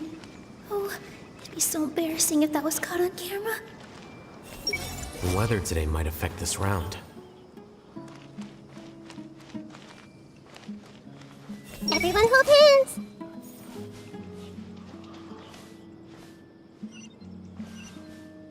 Hey! Nothing. Alright. Hold on. Things are really heating up now. You can feel the contestants' passion too, can't you, Alhaitham? Compared to the abstraction of human emotions, the desert heat is easier to intuit. Tainari made the right decision to forfeit. Okay. Are you alright? Much better. Aru Village's hospitality sure is something. 2 whole pitchers of water, to be precise. If your throat's too wet as a result, I can provide some dry humor. No, thanks. Much appreciated, though. Oh my god. Dry humor? Seriously? Hello again. You know, it suddenly occurred to me that you guys have had to do a lot of running around this time. Don't you find it tiring? Yeah, well, a little. in that case, let's take a short breather here. The desert's getting colder now that night's falling, and the wind can really sting your face because of all the sand in it. Yeah. Has anyone finished this round yet? Sino's already shut one down. Have you made any progress yet? I circled the whole area, but I didn't find anything. But I did have the chance to think some more about that thing that was weighing on my mind, and I realized something. And what was that? Well, my fellow Retawahist members must have all put my name forward for different reasons, and maybe a lot of them only picked me because they wanted to watch me make a fool of myself. But be that as it may, I believe that a lot of them genuinely do expect great things from me. Yay. And I want to live up to their expectations. I don't want them to regret putting my name down. Huh? But doesn't thinking like that put a lot of pressure on you? Of course, that comes with some amount of pressure for sure. But now I've thought about it, I don't feel like this is something I have to do. Instead, it's something I want to do. That may not sound like a huge difference to you, but it's helped me relax a lot. So don't worry about me. Well, that's great! That is great. Also, now that I've relaxed, I'm suddenly really sleepy. Oh no. Please don't fall asleep. I think I'll just take a quick nap. Just a quick one.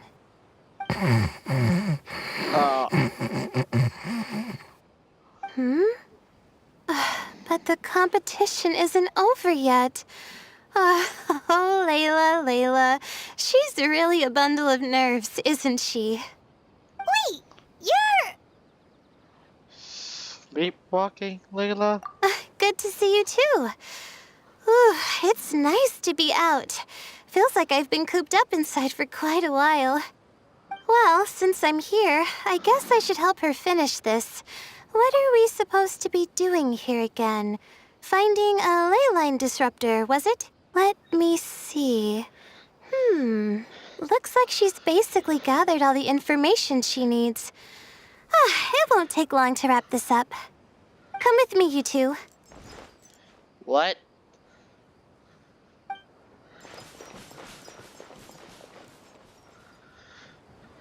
Do you ever get the feeling that the ley lines have a regular flow?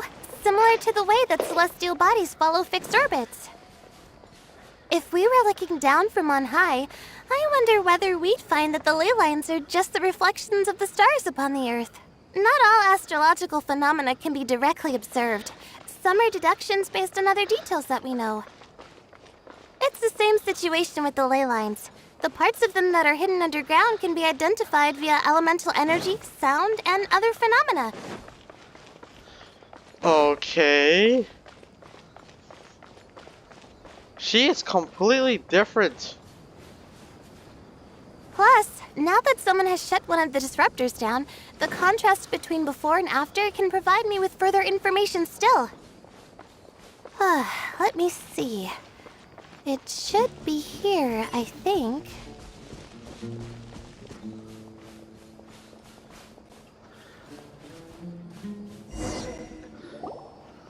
This should be it, right? I'll turn it off. That should restore the ley lines in the area to normal. Wow. Nice work!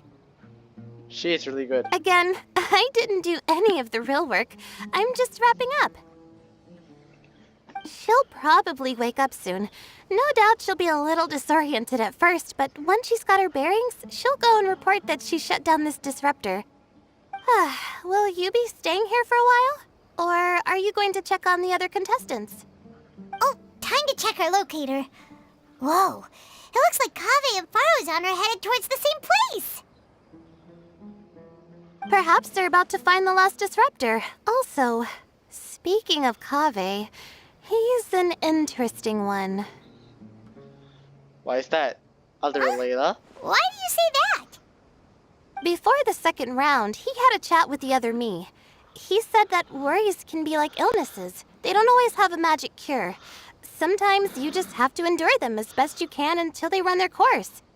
But the way I see it, his situation is much worse than my other self's.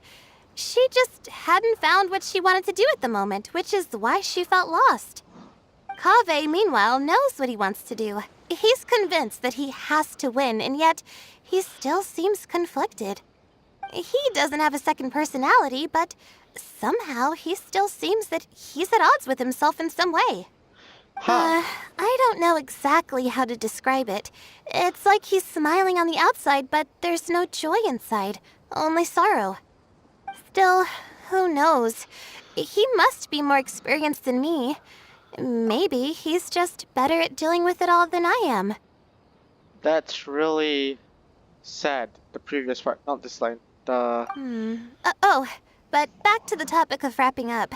Shouldn't you be getting back to the action to record how everything plays out? Last one, then the round's over. Oh, true. Okay then, guess we'll be going now. We'll keep everything you said in mind. Yeah. It should be around here.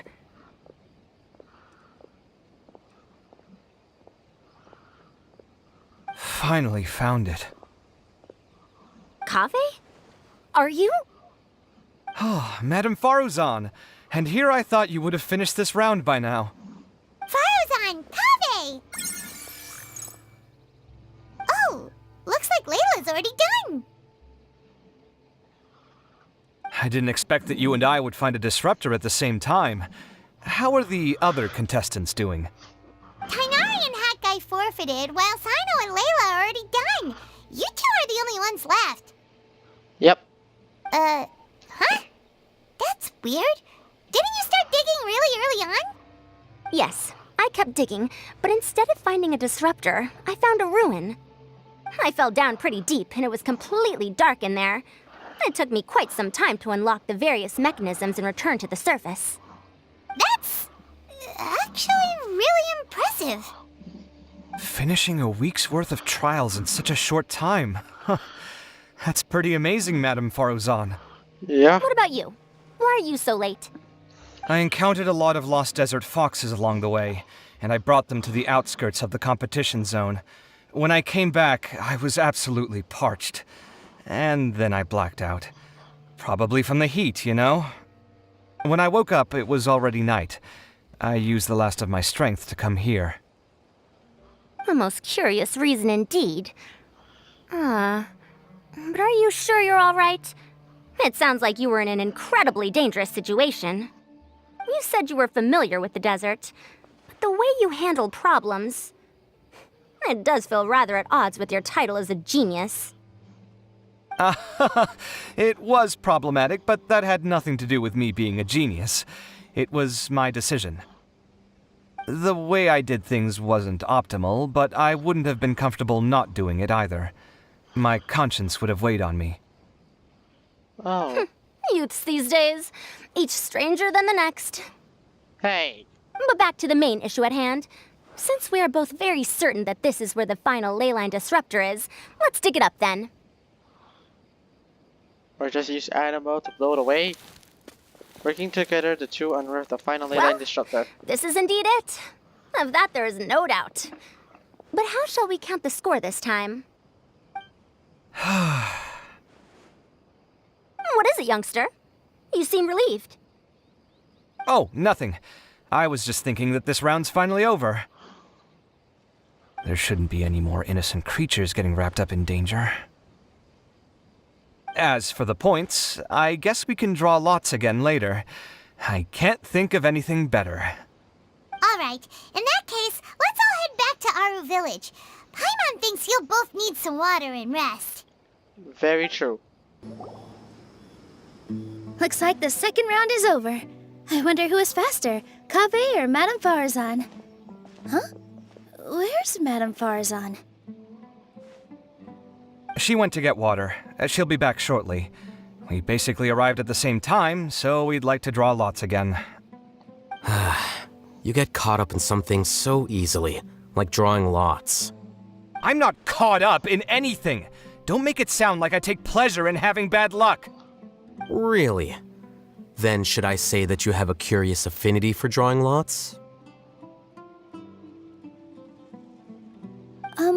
I'll go get the box and slips of paper for the lots.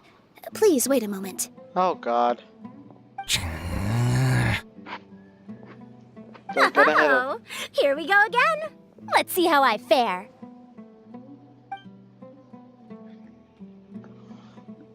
I got it! Did you see that? I won! Yay! Congratulations! Looks like Kave's luck's taking a turn for the better! Yay! Well done, Kave. Finally! After all this time! It looks like you've been rewarded for your tribulations in the desert. This round's points are yours.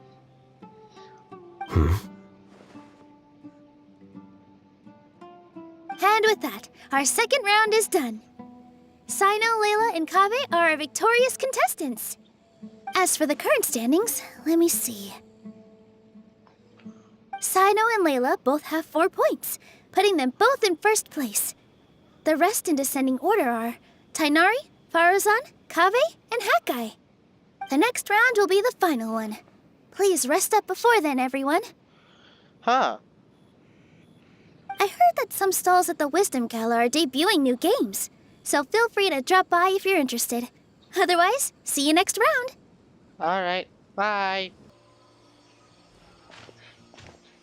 It feels like something's been on your mind this entire time. The white-haired man I saw before the competition started. That secret conversation we overheard after the first round ended. Traveler, Paimon. I finally found you. Hello, Candace and Dia. Finally? Did something happen? What happened? Don't you feel like there's something off about this year's Academia Extravaganza? When Yes. Candace and I were at the cafe earlier, we might have caught sight of some mercs on business. Thing is, they were disguised as tourists here to shop.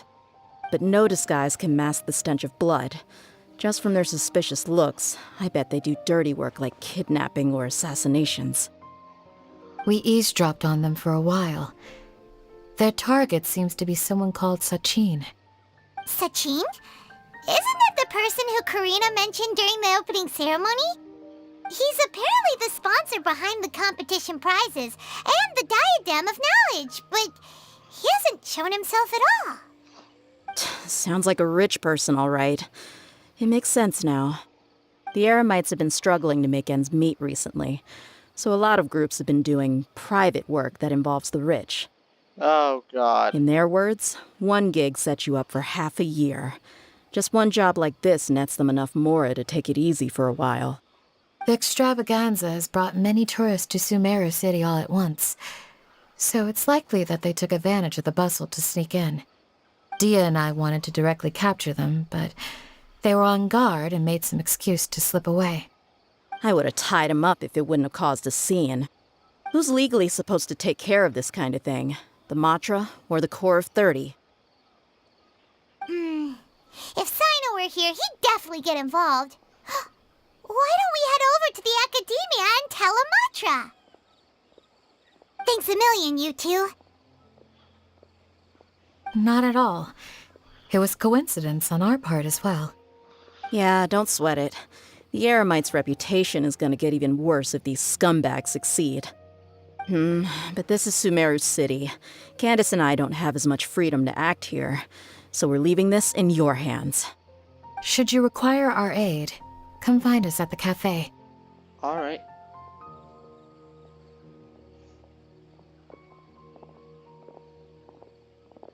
Paimon's noticed that something's bugging you. Is it the extravaganza? 'Cause Paimon's starting to think that there's more than meets the eye here, too. Hi.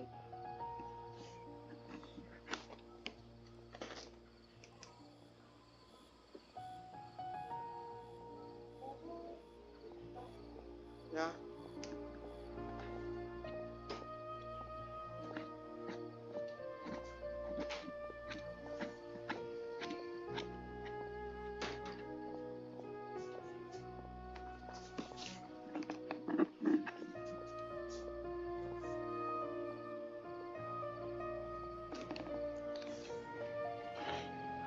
Okay, Ugh, but thinking like this isn't doing anything. Let's just go find Amatra. alright. Hello, both. It's been a while. Do you have any issues to report? You tell Rara of the situation with Dia and Candace. Someone's planning to kidnap Sachin. Goodness. Though I suppose it's not all that surprising. The growing popularity of the extravaganza has given him quite the reputation boost as its sponsor. He's seen as one of these super rich types. Well, since he's got a target on his back now, shouldn't you send some people to protect him? To tell you the truth, we've thought about doing just that. However, Sachin apparently prefers to spend most of his time out doing field work, and hardly ever comes back to Sumeru City. No one has been able to contact him. Our only lead is something he once said. Each time the Inter-Darshan Championship is held, I will be watching from close by to choose a suitable person to inherit my estate. Assuming he remains committed to that promise, then he must be right here in the city somewhere. I suspect that the Eremites in question must have heard about that as well, and decided to come here and try their luck. Huh. So they shouldn't know where Sachin is either, right? Yep. I would assume not. Anyway, Mahamatra Saino is still on vacation, so I'll handle this. Don't you worry. A couple of kidnappers aren't gonna get very far in Sumeru City these days. I have my ways of forcing them out into the open. All of that said, if you're interested in Sachin's story, why don't you try tracking him down as well? The sooner we ascertain his whereabouts, the quicker we can act to ensure his safety. I mean, you could task all the Matra and the whole Corps of 30 with someone's protection, but if the client doesn't show themselves, there's nothing we can do to help them. Fair point. Guess we should start searching for him too, but where should we start? Do the Matra have any information at all on Sachin? None, I'm afraid. He's never committed any crimes or broken academic protocol, so we don't have a very detailed file on him. I've heard that Alhaitham has now stepped down from his post as acting Grand Sage and is back to being the scribe again. Maybe it's worth checking to see if he knows anything. Good idea! Okay, we'll head back to the extravaganza venue and see if we can find him. Alright. Hey, Niru, have you seen Alhaitham anywhere? Alhaitham? Why, what is it? We're trying to track down someone and we need him to pull up some records for us. Oh, I see. Sorry, I don't know where he went. He's always the first to leave after the competition ends, and he never tells anyone where he'll be going. Huh. Yeah, actually, that sounds about right for him. True. Let me think.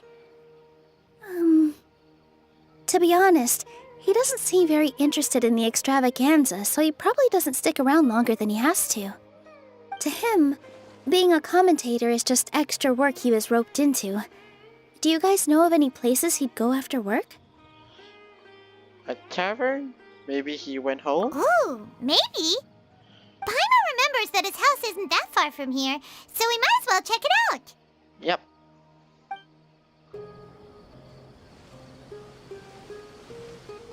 Let's try knocking.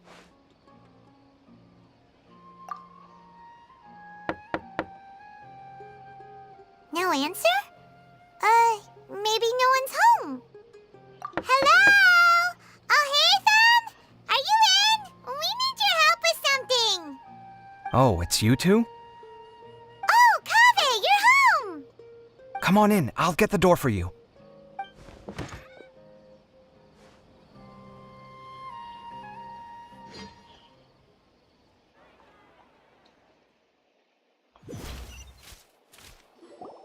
We didn't hear a peep when we first knocked. We thought no one was home. Well, I can't be too careful. If someone from the academia came here looking for Alhaitham, and I opened the door for them without thinking, before long the whole city would know that I'm living here. You're pretty conscientious about this, huh? So, what happens if someone comes inside looking for him while you're at home? It's fine, as long as I stay in my own room. Anyway, why would someone just barge in here looking for him? Most people have better things to do. Fair enough. So do you know where he is at the moment? What do you think? Who knows what he does in his free time? All that matters to me is that he's out of the house. Do you have a quarrel or something? I wouldn't call it that. He's just incapable of saying anything pleasant at all. I told him how the second round went. I won the lot draw, remember? Because of good karma, of course. My luck's on the rise. But him, being him... Oh, you wouldn't believe what he said after I was done talking! You're always quick to remind me that you're my upperclassman, and yet you do not problem solve in the manner becoming of an upperclassman. This begs the question of why we attach prestige to seniority at all. What does he mean, manner becoming of an upperclassman? What, am I supposed to earn the title of upperclassman now? What? And he didn't stop there. He said, I'd encourage you to reflect on why you've ended up having to rely on luck every round. Frankly, it's incomprehensible to me how you've managed to make it to this age without acknowledging the proverbial elephant in the room of your life. Huh? Yeah, that does sound like something Alhaitham would say. I've had it with him. Every time I talk to him, it's the same way. He finds a way to infuriate me every single time.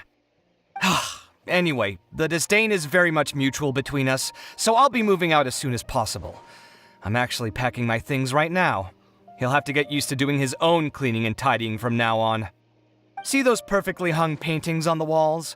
They're coming with me too.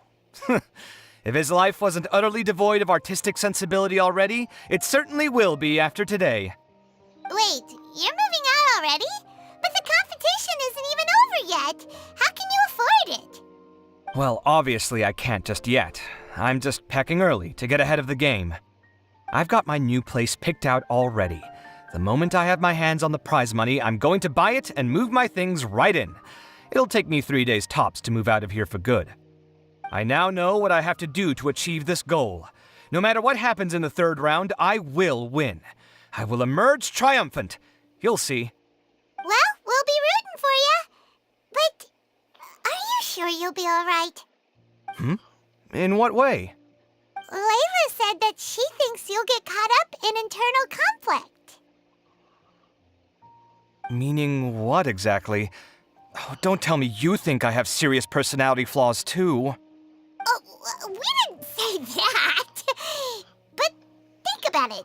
You say you want to win, but you also turned Faruzan down when she offered to give you her points. Plus, you took it upon yourself to help those desert foxes. Wait, what's so unusual about all that? I gave you my reasons. I would have felt guilty otherwise. Where's the conflict in that? Why would you feel guilty? Well, when you put it like that, yes, why indeed? It's a good question. I guess it's just in my nature. Plus, if I just did nothing, then there'd be no escaping the blame if something bad came of it later down the line. But thinking like that all the time must make your life so exhausting. Not to mention that by helping out, you put yourself at risk. Fainting in the middle of the desert, for example. Was that really worth it? It's complicated. Look, let's maybe leave this conversation for another time. What was it you needed Alhaitham's help with, anyway? We'd like him to help us look into Sachin. Sachin? Huh. He did actually mention a Sachin recently. I remember he brought a few documents home that day. He was thinking out loud as he looked through them, making some notes and doodling as he went. He even suggested that I should take a look, but I didn't. Give me a moment. Let me go find them.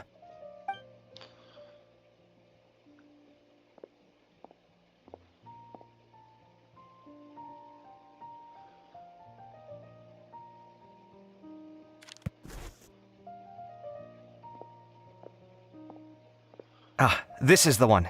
Here, take it. You sure he'd be okay with this? With taking liberties?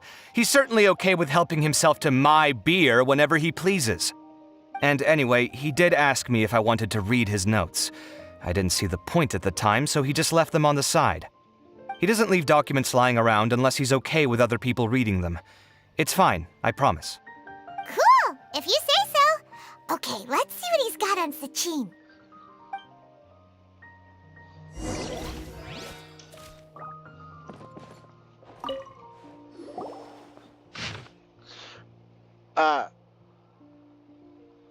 Sachin was born to a wealthy family. His father, she was a... my god, this is so long.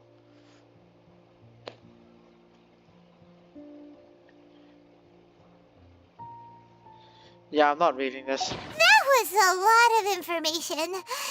My mind's getting a headache. So, To sum up, Sachin put the academia in charge of managing his estate and went off to do research, right? He even said that if he really liked one of the contestants, he wouldn't just give them a reward, but his entire estate as well. Oh, that must be worth heaps and heaps of mora. What? Are you serious? All of Sachin's wealth, that's more than I could spend in a lifetime, surely.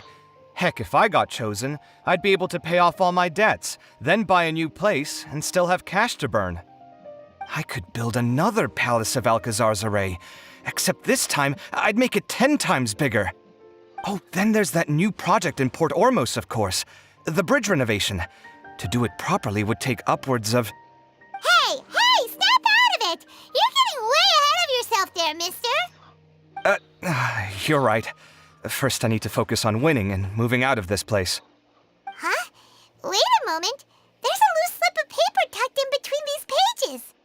Did Alhaitham write this? It looks like he was jotting ideas down as he was thinking things over. Let's see.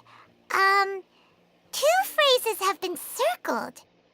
Sachin, dead or alive, unknown, and diadem of knowledge. Some of this stuff is just plain incomprehensible. Is this written in some other language? Let me see. Huh. I recognize this script. Give me a second. Lofty ideals may provide no defense at all against nihilism, but perhaps little decisions can. That's a rough translation, anyway. I can't guarantee it's 100% accurate. Huh. There's another smaller line of text underneath.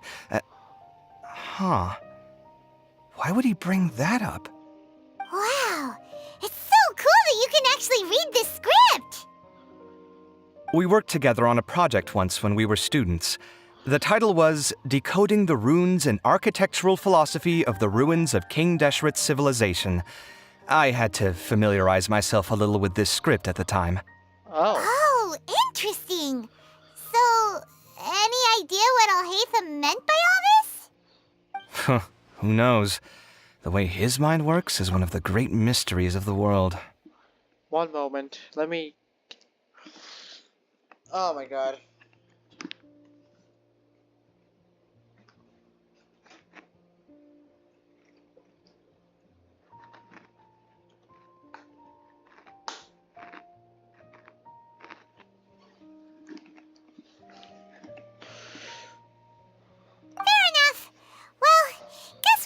We can here.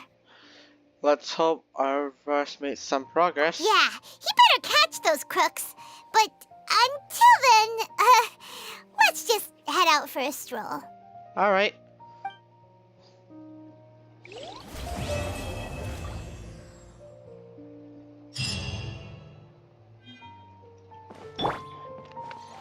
Everyone hold it. Did he leave these notes there on purpose?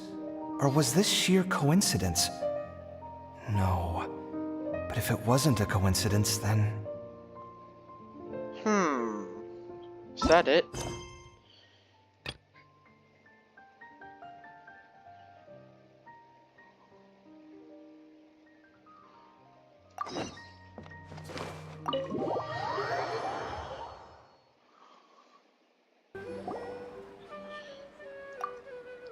Well, if it isn't Traveler in Paimon yet again.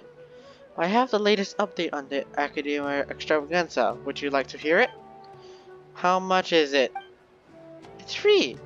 Isn't Lord Sagama Bay generous? Do you guys remember Sachin? The guy who sponsored the Academia Extravaganza? Paimon heard that the prize money and Diamond of Knowledge came from him. Bingo. In fact, not long ago when I was doing business in Derda, I met an old businessman. And guess what I got from him? A dealer's ledger. With it, I can avoid dangerous areas in the desert and go to more places. Of course, the most important thing is that the ledgers mentioned Sachin. Oh, it turned out that Sachin had been to the desert to investigate the people's local conditions and customs. He also had cordial exchanges with the traveling merchants in the desert. Much of the text is lost, but this is a first-hand account of the big sponsors behind the Academia Extravaganza. Would you like a look? Okay, let's have a look then. The sandstorms are raging, the caravan has stalled. We ran into a scholar calling himself Sachin. He said he could sponsor the caravan, provided that this is a trial of human nature, betrayal, plunder. There was nothing we could do, no one could withstand. If I could do it all over again, I would never have taken that money. Then they wouldn't have had to die, and I wouldn't be living like this, a fate worse than death. People are the most terrifying animals in this world. Okay. This is all hard to understand. Dory, what does this all mean? What does this all mean? I'm afraid that if you need it analyzed, it'll cost you an extra million mora. Forget it then. Well, since you're not paying, that'll be all for Dory's special news. But let me give you a hint. There should be someone here who's been to a lot of academic extravaganzas. Perhaps you could talk to them.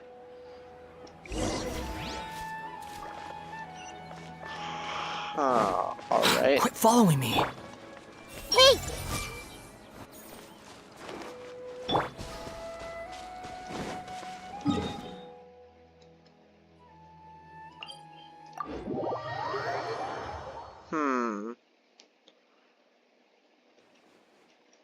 Behold! Too slow.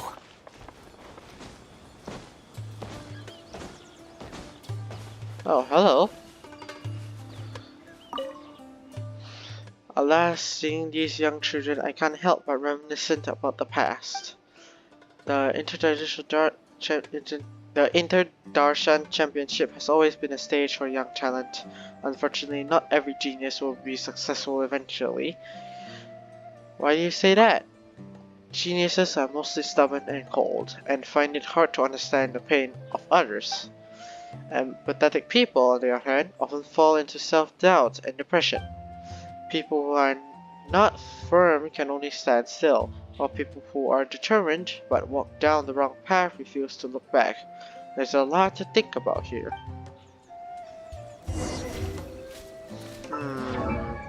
Wrong thing.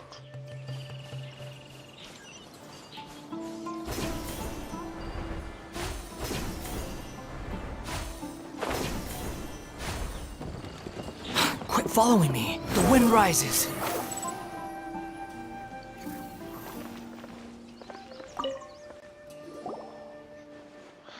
For this year's Inter-Darshan Championship, my favorite has to be Sino. Aside from his skills as a general Mahamatra, looking back at the tournament's history, the Spantamat Darshan has the highest percentage of champions. Many people say that the Spantamat Darshan produces many talented people, such as Cyrus, Ruzika, I don't know how to spell it, Lisa, Sino.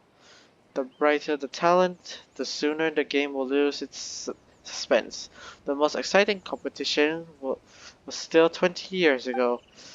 At the time, my friend also participated in the game, and I went there to cheer for him. The last round was played in a video forest. In the end, no one dared to approach them, and no one knew what was going on in the depths of the forest. Then I heard the Academia shut down the competition. Later, the Inter-Darshan Championship removed many of the events in which people fought to the death, discouraging people from being desperate enough to do so. Fight to the death? What is your friend like? Let me think.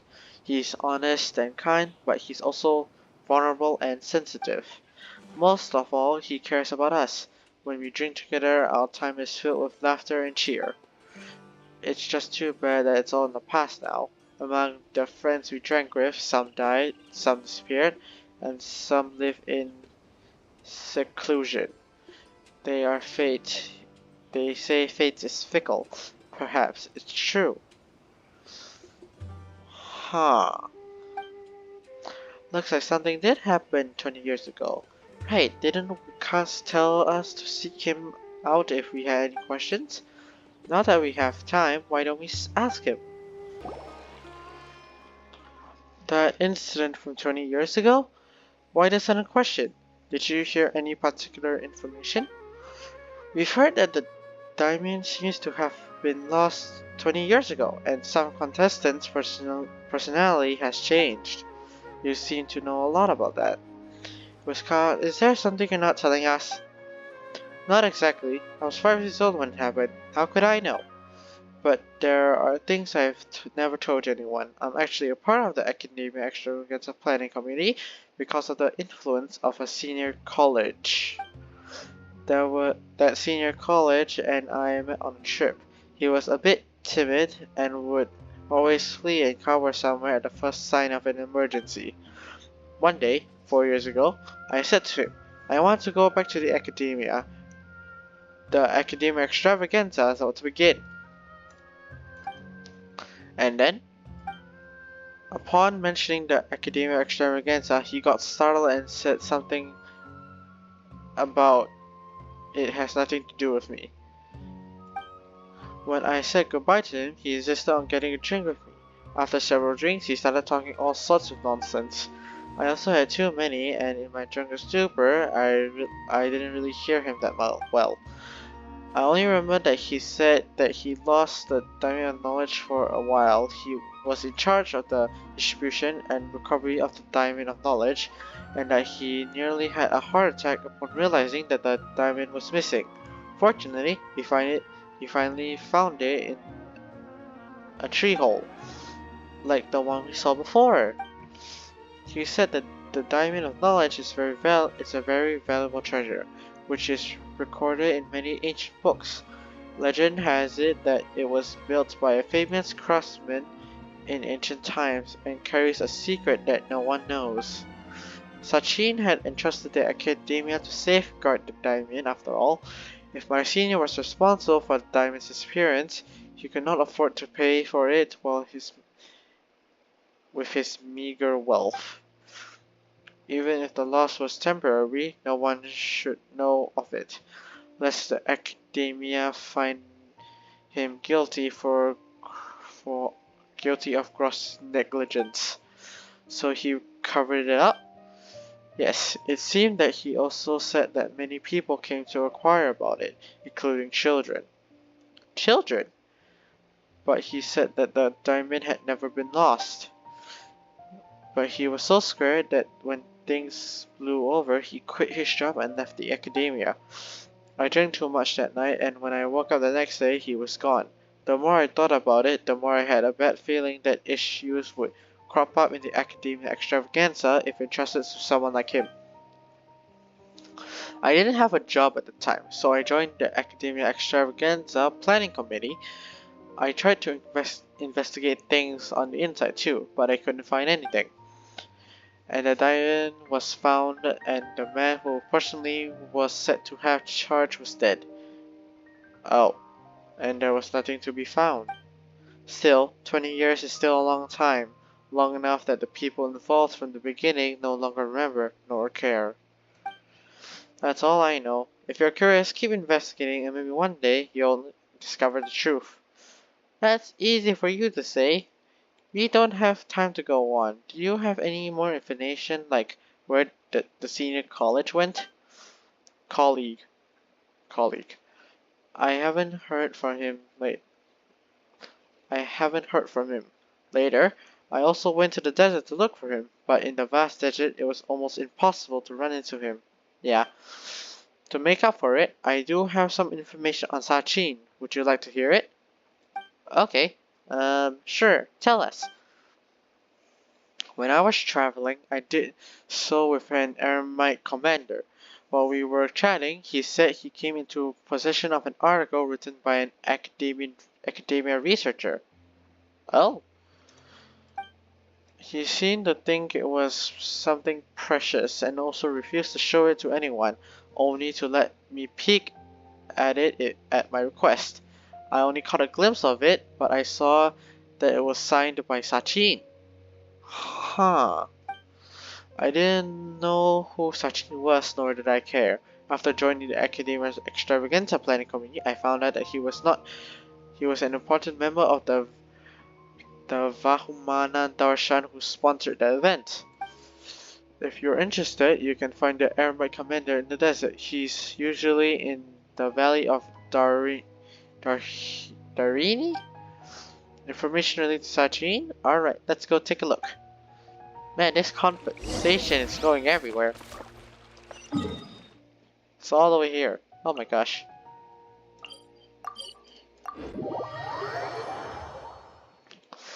Oh jeez.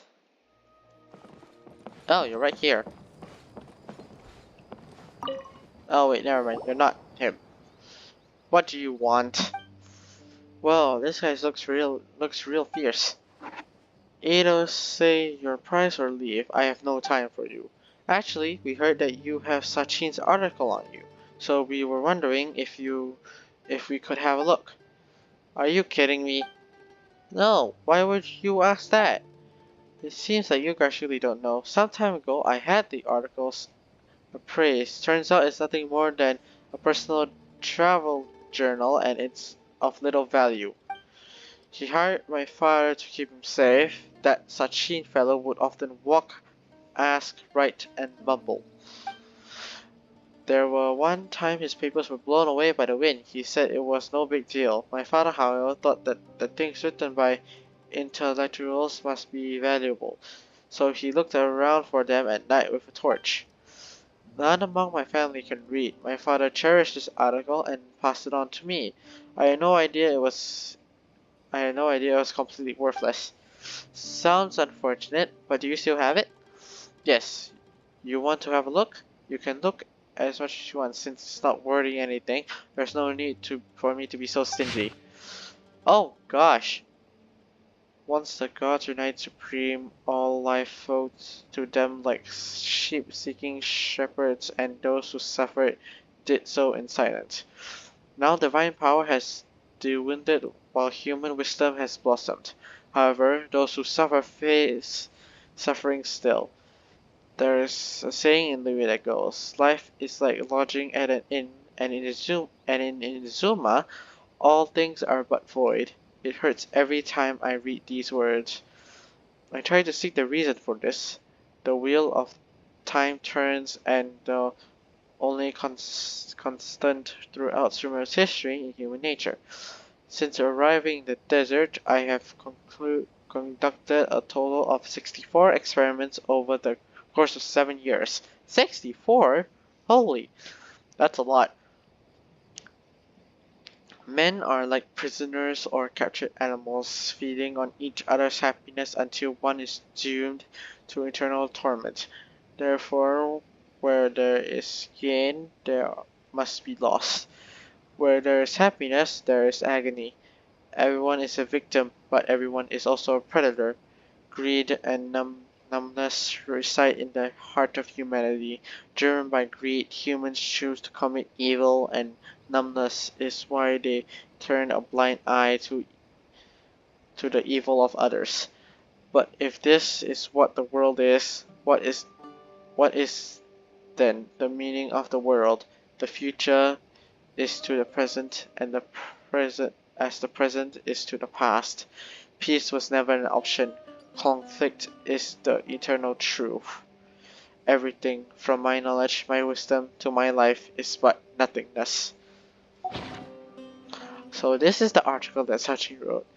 To be honest, Paimon can't make sense of any of it. But judging from the scummy handwriting, Paimon can't say exactly why, but Paimon has the feeling he was going through a tough time. Well, we're done reading it. Thank you very much. You're welcome. It's not worth any money, but I'm going to keep it anyway. After all, my father entrusted it to me. Come see me again if you want to look at it again. Alright. That is it, so I think I'll end it here. See you in part 3. Goodbye. YouTube, welcome back everybody. Today we are going to be doing Act 3 or Part 3 of A Parade of Providence. So let's get started.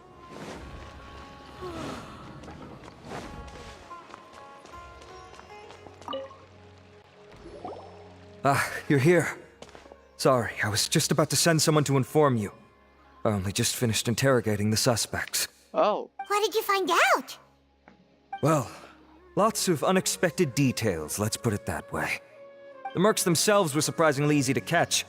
We just had someone dress up as Sachin and they took the bait. But then it starts to get messy. During the interrogation, we learned that they were hired by Sachin's own child. What? What? Why would someone want to kidnap their own father? What's up with that? True. It's anybody's guess at this point. In any event, apparently the guys we caught are just the tip of the iceberg. Most of them are still snooping around outside the city. We're diverting manpower as we speak to try and round them all up. Would you like to come along? Sure! Let's go get to the bottom of all this! Alright. Greetings and partings. Are you sure this is the right place? Something feels off. I'm positive. But I don't understand why they're all unconscious on the ground. Boss, we got more company. We were just doing what we were paid to do. You're punishing the wrong people here. You want the real culprit? It's this guy. He hired us to kidnap Sachin. What happened? Who beat you all up?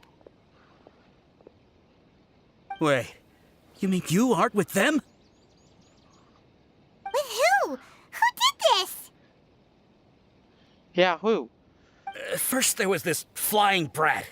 Didn't bother asking any questions, just started throwing punches.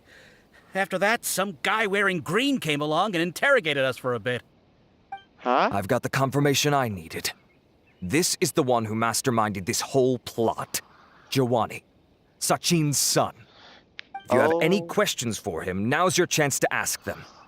When you're done, I'm arresting them all and taking them back to the academia for further interrogation. So why would you hire people to kidnap Sachin? What do you think? 20 years ago, he upped and left to go and live a carefree life, not giving a second thought for my welfare. As if that's not bad enough already, he went and put his entire fortune in the care of the academia, along with a contract saying that one day he'd pass it all on to a genius he admired. That's my inheritance, by rights. You expect me to sit back and watch it go to someone else? If he won't give me what's mine, I'll just have to take it from him. Bruh. Were you seriously planning to? Of course! Didn't he say he would be here somewhere, watching the championship from the shadows? So, I figured I'd get some people to nab him. Then I make him change the contract. And if the academia doesn't agree to hand over the goods, I make him publicly announce that I'm his chosen genius.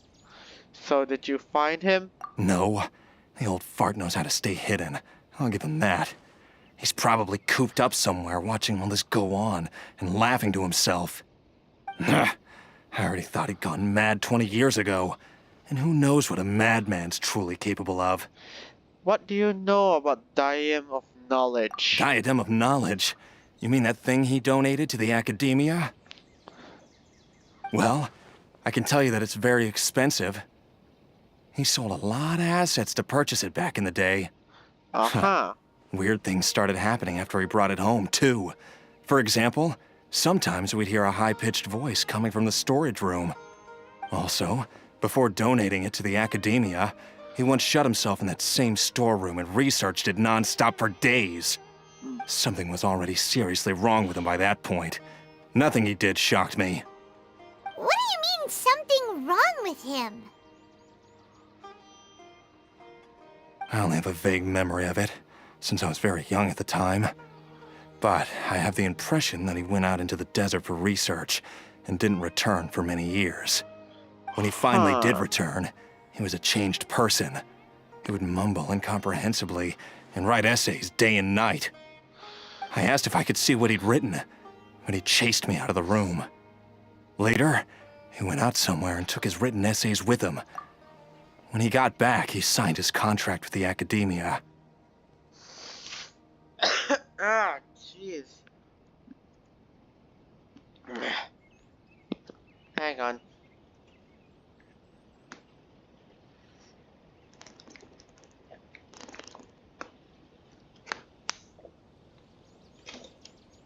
Part of me wonders whether he'd already stopped being my father by that point. Perhaps the man we called Sachin was a demon from the desert who was wearing his skin. That would be awkward. Okay, you can stop now. You're creeping Paimon out. Yes. You can believe me or not. Doesn't matter to me. I told you all I know. But if you do see Sachin, tell him this for me. Whatever it is that he's researching out there, he'll always be garbage in my eyes. You finished? In that case, come with us. Well, we finally caught the guy behind all this. Thanks for providing us with the critical information. No problem. Do you still have any lingering concerns? The diadem of knowledge. Yeah! Al-Haytham's notes do mention that item. Scribe Al-Haytham looked into this matter. Understood. Well, if you believe there to be an issue with the diadem, I'd suggest contacting the organizers and getting them to pause the competitions while we investigate. That makes sense. Okay then, let's get back to the venue. We need to tell Karina what's going on. Yep. Karina! You're finally back. Where have you been? I looked everywhere for you. The third round's already started. Oh. We were out capturing some bad guys who wanted to kidnap Sachin. But that's not important right now. We think there might be something wrong with the Diadem of Knowledge, and we'd like to investigate it. The diadem? That seems unlikely. The Diadem of Knowledge has been used in every extravaganza over the last 2 decades, always without incident. Why has this come up now? Some new information has come to light. This is pretty serious. Let me think. Okay, here's the situation. The diadem is currently in Mount Deima Forest. We moved it there before the third round began. In the third round, contestants have to go into Mount Deima Forest, find the diadem, bring it back, and place it on the stand. The first person to do this gets 4 points. Considering how close the scores are between our contestants, whoever wins this round is very likely to be the winner of the whole competition. As such, I suspect competition to be very fierce. You might not make it in time. We have to give it a shot. I'll mark the diadem's location for you. Please head there immediately. Let's hope nothing happens. Alright. Alright, let's go! Al-Haytham, Nilu, have you seen any of the other contestants? No. No one's completed the task yet. Why? Has something happened? There might be a problem with the diadem. Oh, but Al-Haytham, you must know something about it, right? Whatever do you mean? You! Forget it! We'll go find it first. We'll ask you again later. Uh-oh. This place looks empty. Did someone already take it? Well, we might as well head back and see if anyone's turned it in. Alright. Oh, looks like Layla sees the diadem. Layla! But getting to the goal won't be easy.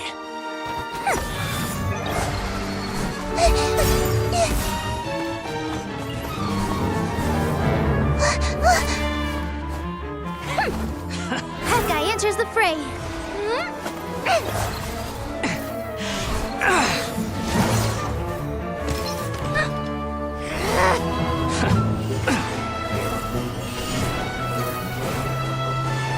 Holy.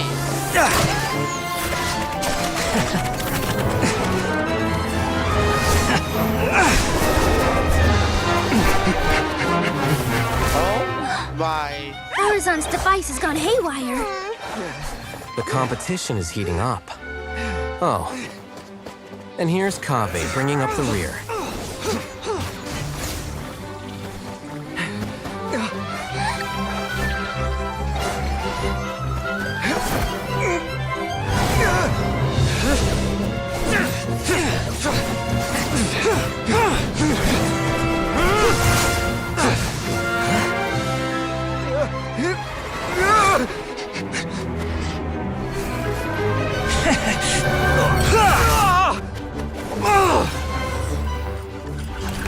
It's Kave's toolbox!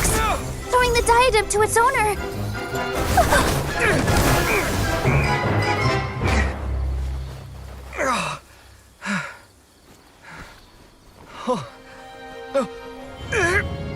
Yes, that's right. Put the diadem in place, and you shall gain all you desire. Who are you? I need you to get out of my head! I am confident that you will not disappoint me.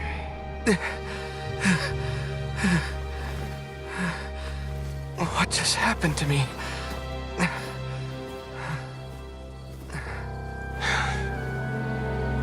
Something's wrong.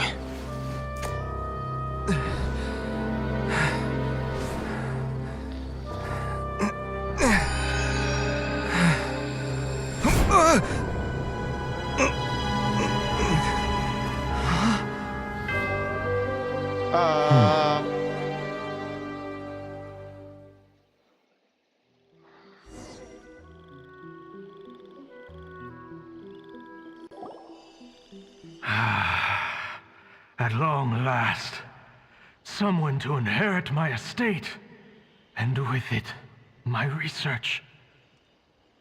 Come, Kaveh. Come to me, my child. Who? How do you know my name? Who are you? I am Sachin. What? Well, to be precise, I am but a fragment of Sachin's mind.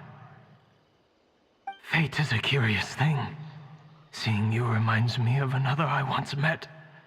But you are made of sterner stuff than he, more cognizant of the trials and tribulations of this world. It is you who are worthy to inherit all that I once owned. We meet for the first time, children. But what I mean to say now is of utmost importance. So please, pay attention and bear witness. You have all performed outstandingly in this Interdarshan Championship. The Academia has many rare talents among its ranks, and you are the creme of the creme. But if I were to choose a successor, I would choose you, Kaveh. Not only because you were victorious, but also due to our similarities in character. What?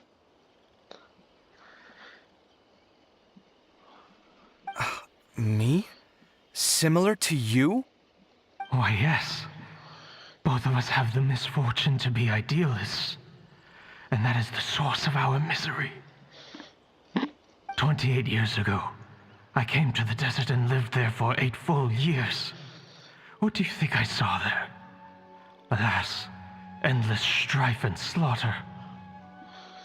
Oh. Man. Conflict over water sources, robbing of merchant caravans, exploitation of the people relentlessly, day after day. Beyond the wall of Samiel lay a completely different world from the one I knew. The things I witnessed there tormented me greatly. I wished desperately to find a way to save them. So, did you find a way? As a Vahumana scholar, I tried to use Vahumana knowledge to find the answer. I researched history and anthropology, performed countless experiments on human nature, and even sought out the scholars living deep in the desert who called themselves the Lost Darshan. The Lost Darshan? But in the end, I found that the answer I sought simply did not exist. It was not possible to simply assign blame for these transgressions to any one party, for the sins are carved into humanity's very nature. Our nature begets conflict, and conflict begets destruction. This is the inexorable truth. The aim of my research was to draw lessons from history, but what I discovered was that history offers no such guidance. Things can only ever go from bad to worse. After this realization, I could no longer see the meaning in anything that I had ever learned. Consumed by an overwhelming sense of emptiness, I could no longer bear to face life. And so, I decided to bring my life to an end. What? But before I went through with it, a strange twist of fate led me to come into the possession of this diadem, which has the ability to preserve part of one's consciousness. Into it, I placed my experiences before requesting that the Academia manage my estate. As I thought, the contract you signed with the Academia was in essence your will. But if you'd given up hope on this world, why did you feel the need to do this? I mentioned that I had performed a great many experiments concerning human nature. You may regard this as the very last experiment of them all. The Academia has no shortage of genius talents, nurturing the brightest minds of every generation. And so, with a handsome reward to draw out the worthiest of individuals, my hope was that one day I would find one who could untangle the mystery of human nature once and for all, and help to move the world onto a better path. I see. So you desired a successor who was not only a genius, but who also understood the suffering of ordinary people. Such a person would have a clearer understanding of humanity, society, and the world. Huh? But did you ever consider that wealth numbs the human heart to the pain in the world? Even an idealist may be incapable of following through on your wishes after inheriting your wealth. You are highly intelligent, yet you are not the sort of person who would understand my line of thinking. Okay, sorry about that.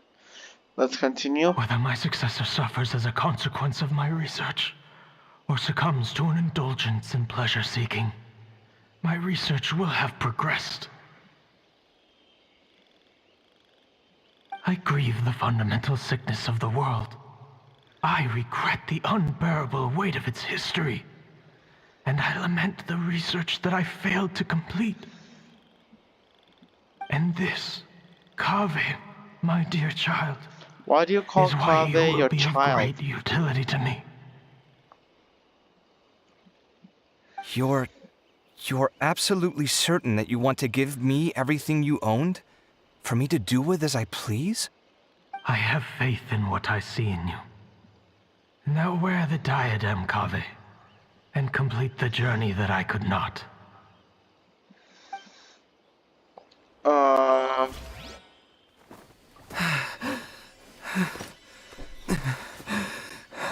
Will the verdict I reached cause you suffering? Or will this newfound wealth numb your heart? I look forward to your answer. All of my research materials are being stored at our... Huh? I've heard enough! My life's enough of a mess already. The last thing I need is more suffering. Keep your Mora. I don't need it. Didn't you say that you saw a lot of people in pain? Well, if that's the case, then your wealth can go to them.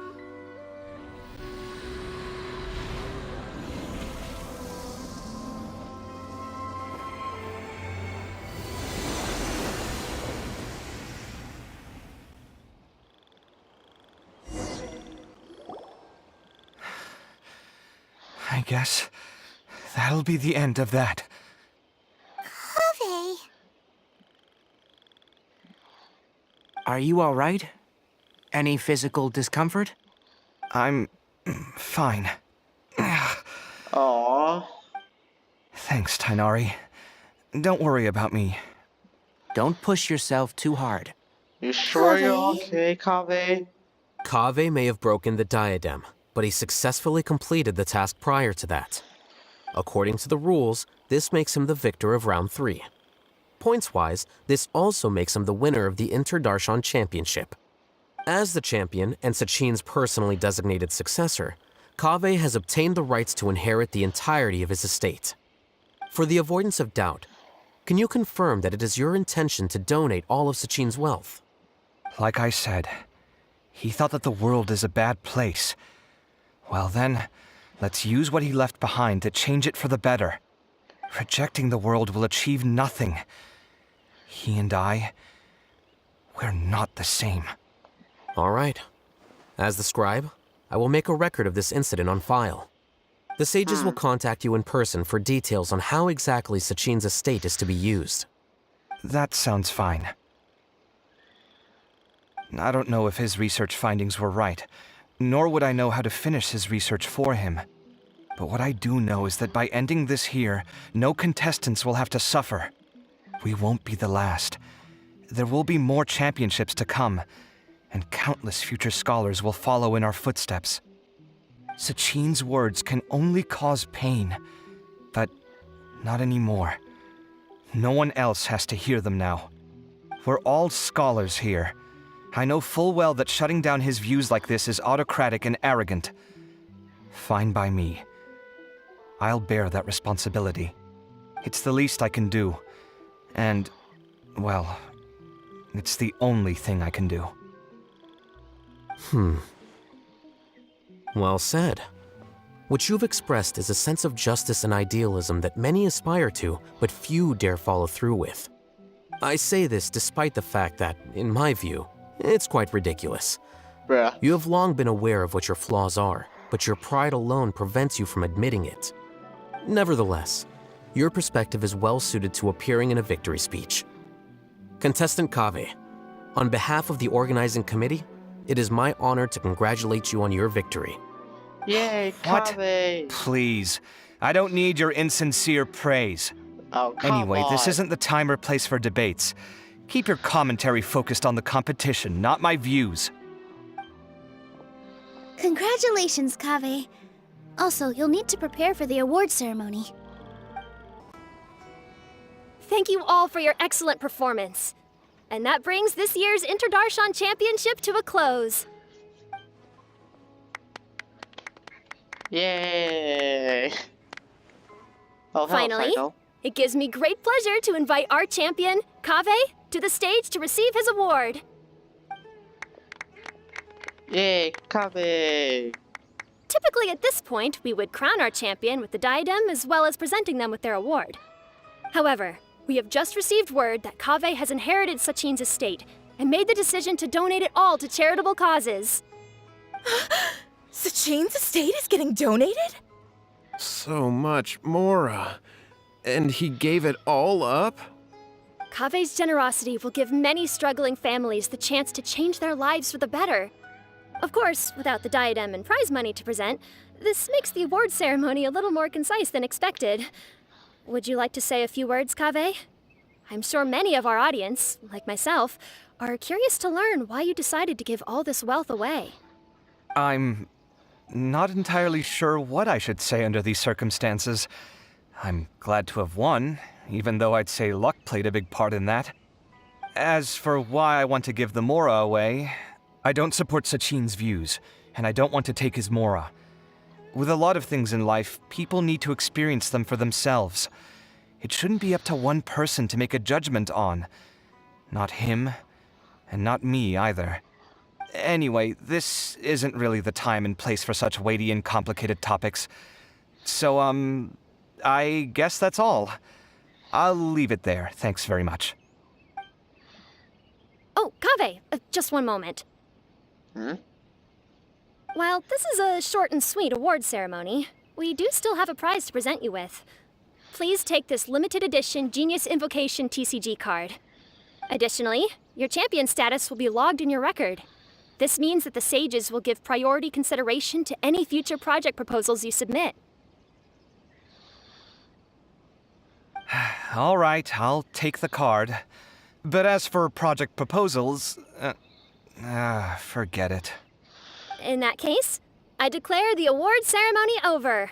Let's give our champion Kaveh one last big round of applause. Yay! I still don't really get it.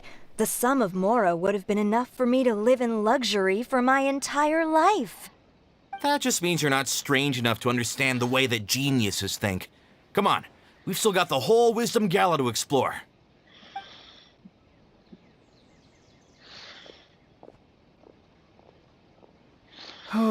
Glad that's over. I think I'm quite good at giving speeches, but this one was just so tiring. Do you mean that you're still exhausted from the competition?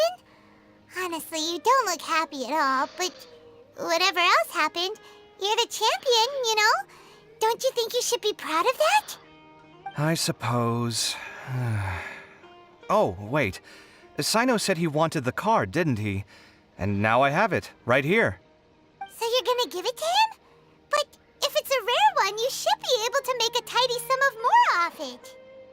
Why would I do that? It's of no use to me whatsoever. I may as well just give it to him. Could you pass it on to him for me when you next see him? Alright. Whoa, whoa! This is a super big deal! You should do it yourself! Come on, let's go find Sino. Alrighty. I mean, he's... But I was gonna rest for a while longer. Hey, stop pulling my hair! Oh my god. No flippin' way. I see everything. Yep, okay. What you looking at, Sino? I'm still thinking about the Sachin issue. What brings you here? Well, they gave me this limited edition Genius Invocation card, and I figured you'd have more use for it than I. But it's a limited edition. Are you sure you want to give it to me? What else would I do with it? I have no use for it. Oh my god. But it's limited edition. Kaveh, are you in trouble? You don't have to do all this. Just tell me what's wrong and I will help. Oh my god. That's not what I meant at all. Yes, I have all sorts of problems, but that has absolutely nothing to do with this card. I'll figure my own issues out by myself. All right. In that case, I accept your generosity. But now that I realize that you have no concept of its value, I cannot simply take it from you. How about this? I shall buy it from you at a fair price. Namely, the price that the previous limited edition card sold for. Oh, come on. It's just one card. How much could it really be worth? 1 million more at the very least. What? How much? 1 million more? If you feel that's too low, I can go a little higher. 1 million mora for a card? But you already have a whole bunch of these, shiny ones, don't you? I saw your deck last time we played. Not every card is this valuable, and some cards are exquisitely designed, but not rare. Huh. Well, I guess they must pay you plenty to be General Mahamatra if you're splashing out on things like this. But really, it's fine. I'd feel bad taking mora from a friend. Don't feel bad. I save a lot. I can spare the mora for this card. You don't spend all your savings on your hobbies, do you?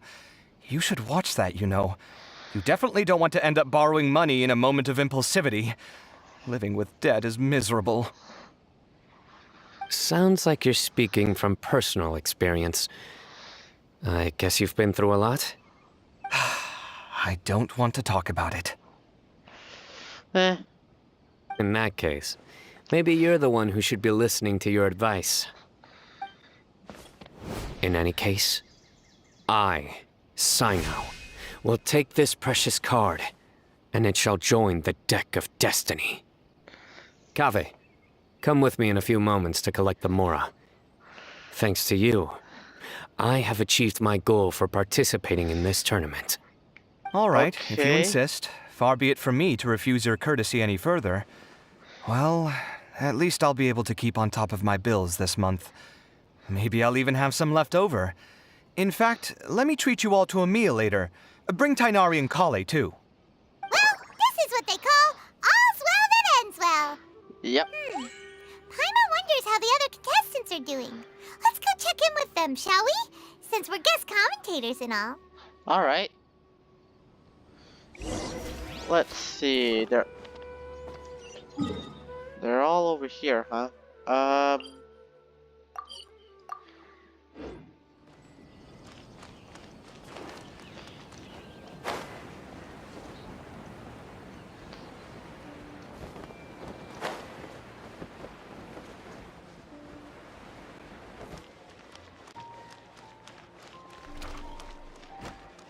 Oh, hello.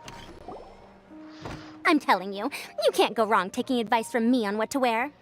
Back in the day, my fashion style was considered cutting edge by everyone in the academia.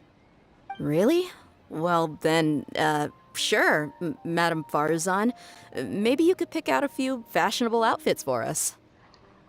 Farazan! Nilu! Even Dia and Candace are here! What are you all up to? Hello. Candace and I bumped into these two while we were strolling through the streets. Madame Farazan here's pretty friendly. When she heard that we were buying clothes, she decided to give us some help. Oh. I don't really see anything I'm familiar with. Never mind. We can purchase some textiles and make the clothes ourselves. Let's go with the plain fabric as our base. And embroider red and pink flowers on. Oh, and some green leaves. Wait a sec. You sure that's the latest style? That sounds a lot like what the older folks back home would wear. Don't worry. This style is a timeless classic. No thanks. This is actually sounding pretty weird. Yeah. Wait. Madame Farazan's right. That style is a classic and used to be mainstream fashion. But these days, there are some other options too. If you don't mind, how about I pick some clothes out for everyone? It's not often that we get to meet up, especially since Candace rarely makes it to Sumeru City. Also, I know a few places where I can get a great bargain. Sure. I'm happy to leave it to you. Alright. I'll come with you to have a look. One always has to keep on top of what the youth of today are into. Madame Farazan? Come quick! She's over here! Who are you? We're new in the academia. We saw all the amazing things you did during the competition. Do you have any classes we could sign up for? What? Of course I do. And you're both very welcome to join. That's great! We can't wait. What's your area of research? Precision mechanics? I'm from Haravatat. Huh? But you seem like an expert in machines. Wait, sorry. I remember now. You were representing the Haravatat Darshan in the championship. Oh, their classes are so boring, though. I'm sorry, ma'am. Let me know if you run any other classes in the future. I'll be there. Oh. I knew it. What about you? Aren't you going to leave with your friend? I think you're amazing, Madame Farazan, and I'd like to learn from you for a while, if possible. I can take the class you're teaching as an option, even though cross-Darshan lessons might be a little tough to arrange. But I look forward to learning from you. I see. You're a good egg, child. Don't worry. Study under me, and I promise you, you will get the best teaching available. Thank you so much, ma'am. Well, I won't disturb you any further. See you in class. Bye. I don't quite understand what happened there, but congratulations, I think. Traveler, Paimon, would you two like to come and pick out some clothes? Sorry, we can't. We've got to meet with Pavi later, and we have to check in with all the other contestants before then. Oh, by the way, have any of you seen Hat Guy or Layla? I don't know where Hat Guy went. We just saw Layla not too long ago, though. But she was hanging out with some other Ratahoa students, so we didn't get a chance to speak with her. Are you gonna go and see what she's up to? Ratahoa students? They must be the ones who voted for her to enter the competition, right? Oh, she didn't end up winning, so Paimon wonders how they feel about that. Let's go take a peek. Alright.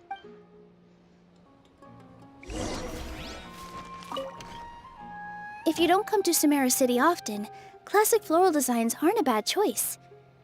Those don't really go out of style. And of course, since you're putting this on your body, you need to consider the type of fabric the clothes are made from. Some materials might look stunning, but they can be terribly uncomfortable to wear.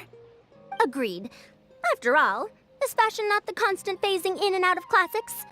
In that sense, you could always consider the style I suggested too. Wait, sorry, ma'am, but I think it could be quite a while before the style you recommended comes back into fashion. I actually think the style recommended by Madame Faruzan is quite beautiful. Isn't it just? You have a discerning eye, my dear. Alright. Hey! Thea and Candace are both pretty tall. That means they have a lot of options when it comes to clothes. Isn't it just? The classics are the best. Period. Period? I see everything! I think I might need some more practice if I wanted to embroider my own complex designs. Although, I'm no beginner with a needle and thread. More like upper end of intermediate? These clothes all seem a bit too flimsy. Is there anything sturdier?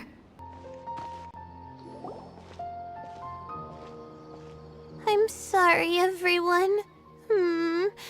I could have done better in the third round. Oh, stop it!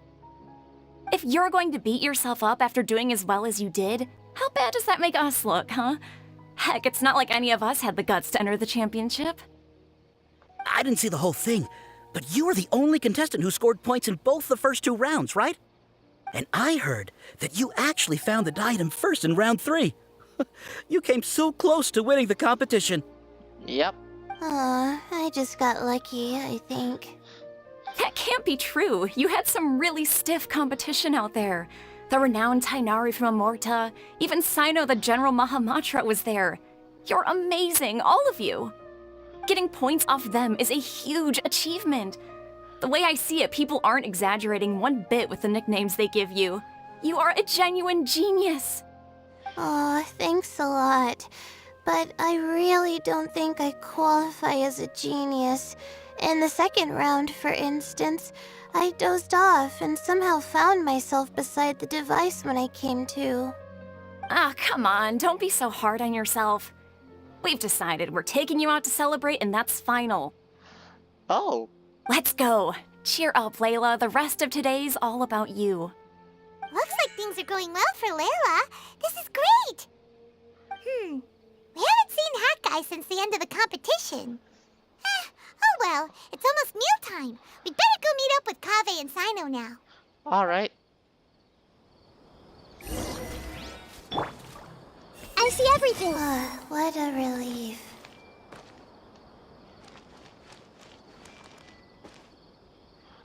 Everyone hold hands.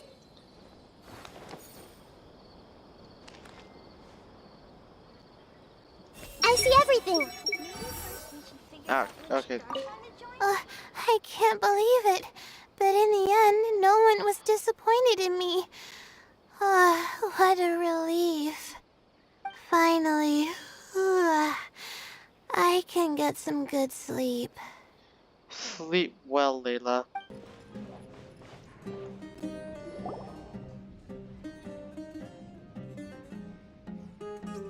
Oh, wow. Are you sure you have enough to cover this? Don't blow it all at once.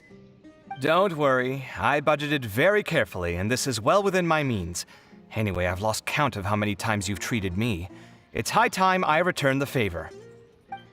Oh, Traveler, Paimon, over here! Hello, everyone. Ooh, look at all this! Good food, here we come! I heard that you went to see the other contestants. How's everyone doing? Faruzan found herself a student, and Layla's classmates are bowled over by how well she did. We couldn't find Hat Guy, though. Who knows where he's gone? Yep. Al-Haytham's gone missing in action, too. Huh. The one time I'm actually in a good enough mood to treat him to a nice meal, he disappears without a trace. That guy. Where the heck could he have gone? I still have questions about that note he left. Well, whatever. He can do what he wants. Now, let's eat. We all share a delicious meal. You shocked me a little when you hurled the diadem to the ground. On further reflection, of course, it made sense, but at the time I was expecting at least some amount of deliberation. Sachin's voice started talking to me inside my head from the moment I picked it up. I could feel his emotions, too. It was a mix of despair and horror swirling around inside my mind. He bombarded me with his ideas relentlessly, like he was trying to brainwash me. It gave me a splitting headache that only got worse as he went on. Like I was saying at the time, his views are not necessarily completely without value. But if all his research does is lead to misfortune, then we're probably better off without it. True. If his forbidden research were to spread in a harmful form and cause people to suffer, the Matra would step in and ban it.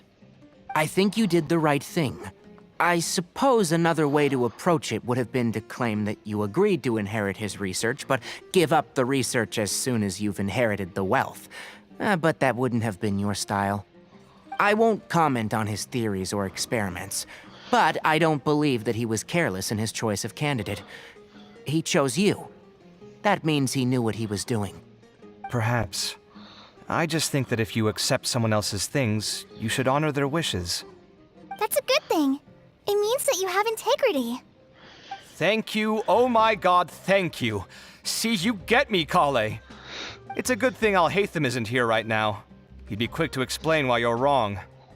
Seems like you always include him in the conversation, even when he isn't here. Yep, no dinner with Kave is complete without a few words about Alhaitham. I sense that Alhaitham has in fact been here with us all along. He's here? Where? Why didn't you tell me? He lives rent-free in each of our hearts. Bruh.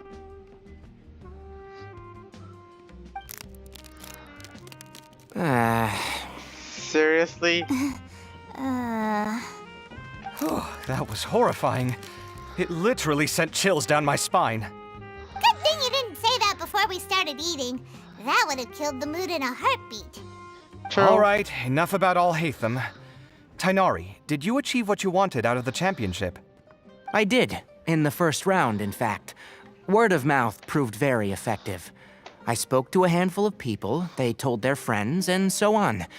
Now, a record number of people have signed up to attend the next lecture. Oh, are you free next month? You should come along, maybe even say a few words. About what? I don't know the first thing about anything Amorta-related. Just play to your strengths. For instance, you could talk about the distinguishing features of rainforest architecture, or ask everyone not to chop down too many trees the next time they're building a house.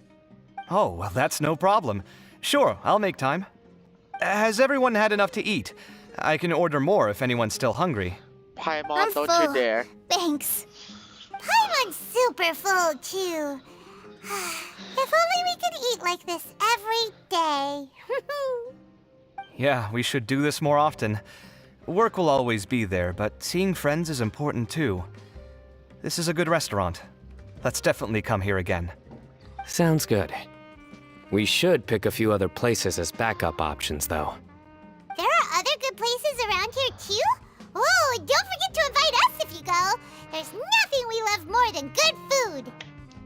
That's you, Paimon. That's not Kave, me. do you have plans after this? I was thinking of maybe going to the academia for some alone time. Nothing set in stone, though. Why do you ask? Since everyone is free, why don't we play a few matches of Genius Invocation TCG? Eager to show off your new limited edition card, are you? Oh my god. Not to show off. This is my way of thanking you for your help. Only my best friend will have the honor of seeing this card's debut play. All right, sure. I didn't bring my deck with me, though, so I'll need to borrow one. Actually, Master, I made a new one a few days back. Oh. Don't tell me you've been spending all your study hours playing cards.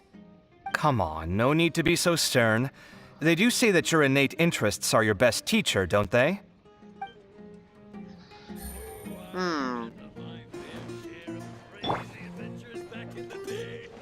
Everyone hold hands. I wonder when Kave will be able to pay off his debts. I wish him the best of luck. It's been so nice not having to study these last few days. I hope I don't fall behind. Wait. Uh-oh. I've completely forgotten where I was up to. Uh-oh. This was some pretty successful ordering today. Not a dish wasted. Oh, I almost forgot. I should order a couple of extra things to take back home. Just don't spend it all, Kave. With this limited edition card in my deck, I have reached peak connection with my cards. This is my most worthwhile purchase in quite some time. Oh? Well, it looks like this Inter-Darshan Championship's a wrap. All that stuff with Sachin and the diadem got sorted too. Have you still got anything else on your mind? Sachin's research. Oh, right! Yeah, Sachin said that he placed his research materials at somewhere beginning with but Kaveh smashed the diadem of knowledge before he could finish! It might be dangerous if someone finds his old research stash, right? Where do you think it could be? Aru Village? Holy smokes, you're right! He said he spent all that time researching in the desert, didn't he? So it's very possible that that's where he'd leave all his suits. Alright then, let's head off to Aru Village and try our luck!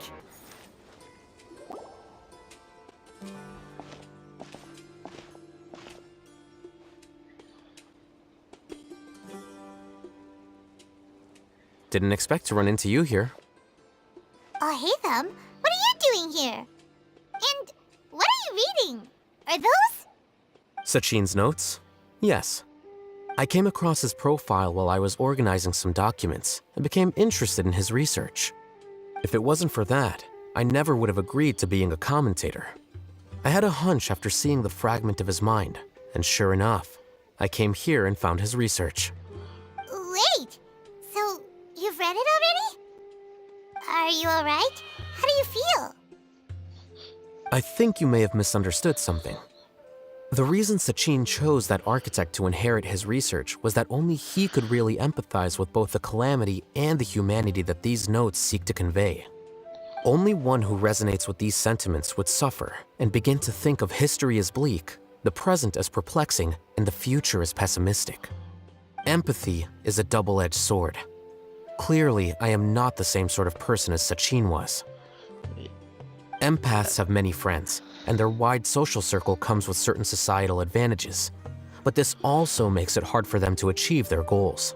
Why's that?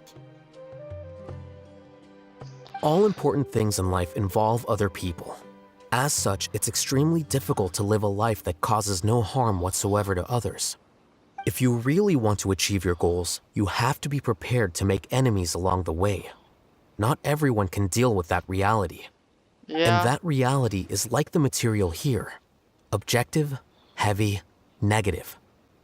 But, at the end of the day, for all these experiment results and conclusions, it's just one person's perspective, Sachin's. So, what are your thoughts now that you've read it?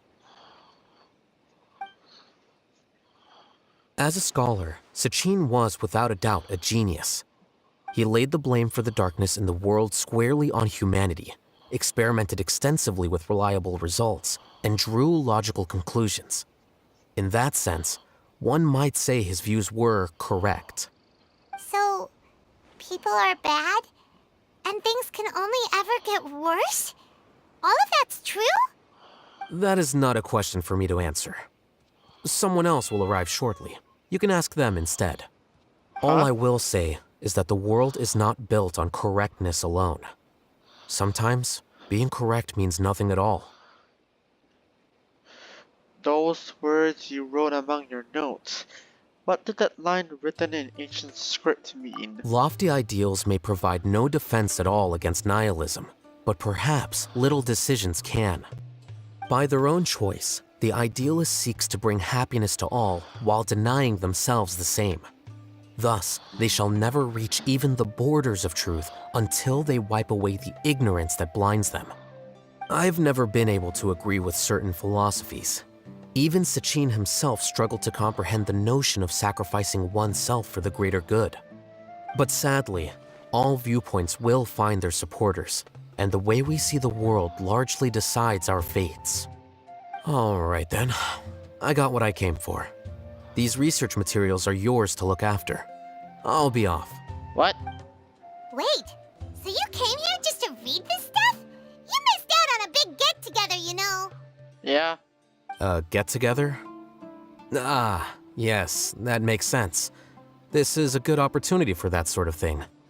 Guess what? Kaveh treated everyone this time.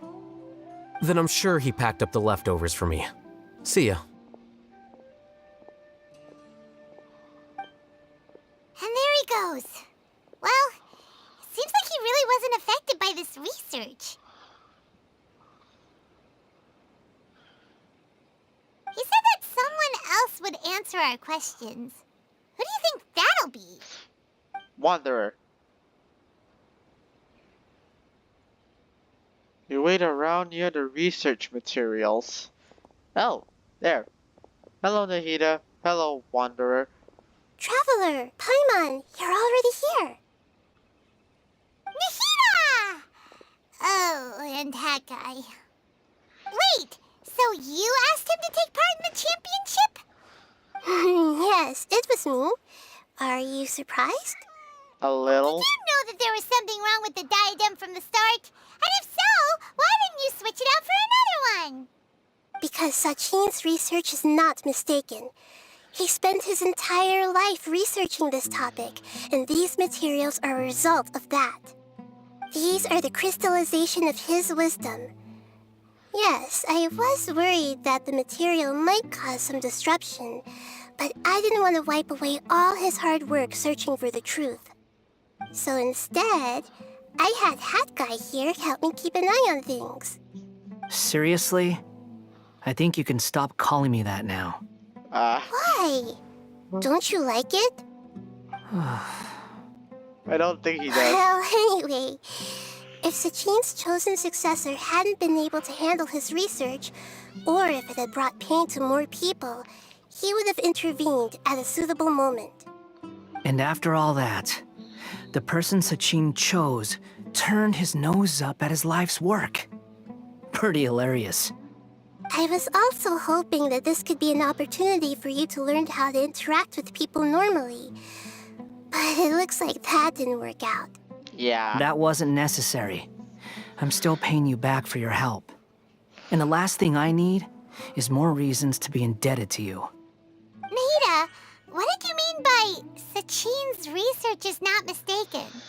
Does that mean that you approve of his research? Yeah. What's that all about? This way instead. Truth to me is like a shroom boar.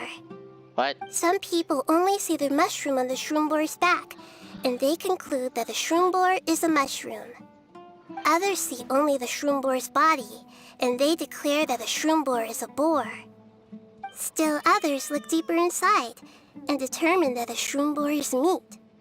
These conclusions are all correct in their own way, but none of them objectively describe the shroom boar. Paimon kinda gets it, but also not really. Yeah. The world is the same way. No one, not even I included, can understand it in its entirety. All of us are somewhere on the path toward truth. Within the confines of our limited knowledge, some may blindly believe in the beauty of this world, and others may focus only on its evils. In truth, the most important thing isn't what state the world is in now, but what people hope it will become. But of course, I don't mean that as a criticism or a call to action. Ultimately, my duty as the God of Wisdom is to guide every form of wisdom to a place where it can find its purpose. That was a long speech. So what are you actually going to do with these research materials? Because Kaveh, as the successor of this research, does not wish to see these ideas disseminated, I will seal it up. But even though Sachin's research could be considered negative wisdom, it is still a building block of the truth. If someone wishes to follow in his footsteps in the future, I will not stop them. I also look forward to the day that a member of the Vahumana Darshan can not only comprehend his theories, but also find a way out from the despair as well. Vahumana doesn't have that kind of talent. Wait, You're not intending to keep me in Vahumana long term, are you? I don't remember signing up to become a scholar. Don't you think I'm useful enough to you as a prisoner? Oh boy, here we go again. Yep. You think so? Well, to that, I would say that in Sumeru, even prisoners have a right to an education. I hope that your studies in Vahumana will help you deal with your own fate and learn how best to settle old debts from your past. I will review your final thesis myself. I'm expecting great things from you, Mr. Hat Guy. Oh god.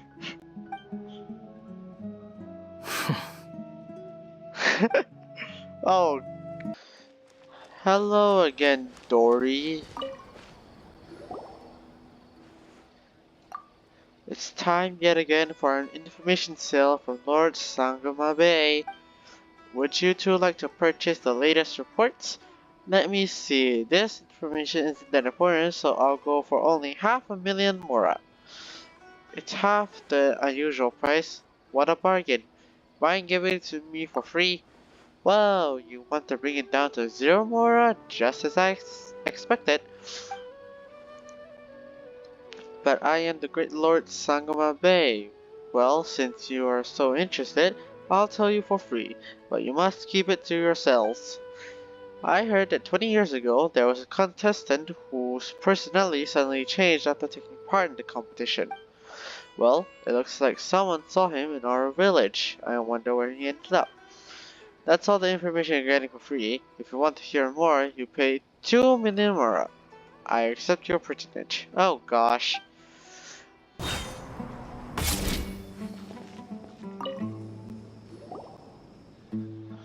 "20 years ago, a young man did disappear here. Back then, life was much harder than it is now. Poverty, disease, ignorance, they tormented us constantly. That young man, clearly from the academia with a bright future, was nevertheless willing to come here and help us. He taught us how to deal with the Weenet and monsters. He bought us a lot of medicine and with money from his own pocket and took care of the ill all by himself. Weenet? Oh. He sounds like a great guy. Yeah, too bad the good die young. He was always frowning and no one knew what he was worried about. Everyone was wondering if he was going to leave us. This place did not have the means to properly host him. Still, many said he was a bit crazy to begin with. For example, he would sometimes tell children a story about how, as a child, he taught a strange creature to write. Later, he would often leave the village and explore the desert. Once I asked him what he was looking for, and he said he wanted to talk to someone from the Nagara something group. Later on, I heard that he died in the quicksand. They said that he encountered a caravan trapped in quicksand on his way to investigate something. He saved many people, but he himself was unable to get out in time. At that time, there was still a half-finished letter addressed to his child at home. After he died, my son took that letter with him, thinking about delivering it someday. Is that unfinished letter still here? No, it's not here. To live a better life, my son became a mercenary. He was killed in a scuffle a few years ago. Oh! And his belongings were taken. Many years have passed in the blink of an eye. I wonder how his child turned out, if they hold a grudge against him. Not many people know these things anymore. I'm good. This might hurt a little. 20 years ago, the Academia had just received Sachin's estate. To celebrate the huge investment, the Academia extravaganza that year was grander than usual. I was very young then, and I remember seeing posters for the Interdarshan Championship all over the city. I couldn't help but mention it to my father. I even told him that I really liked the look of the diadem. It was so unique. So he said, "Why don't I win it, so I can let you play with it for a few days?" That made me very happy, and I nodded enthusiastically. But to my surprise, he didn't win.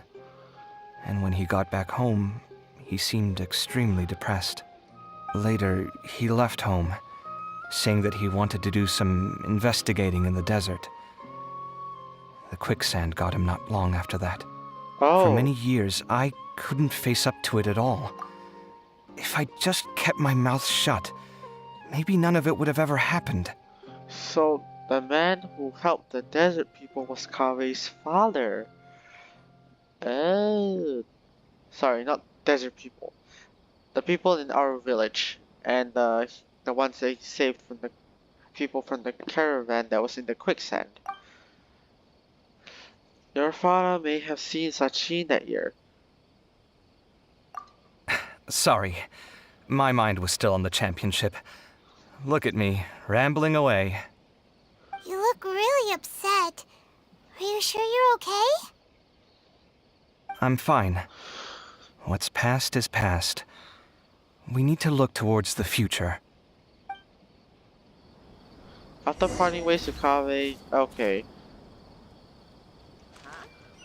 What are you talking about?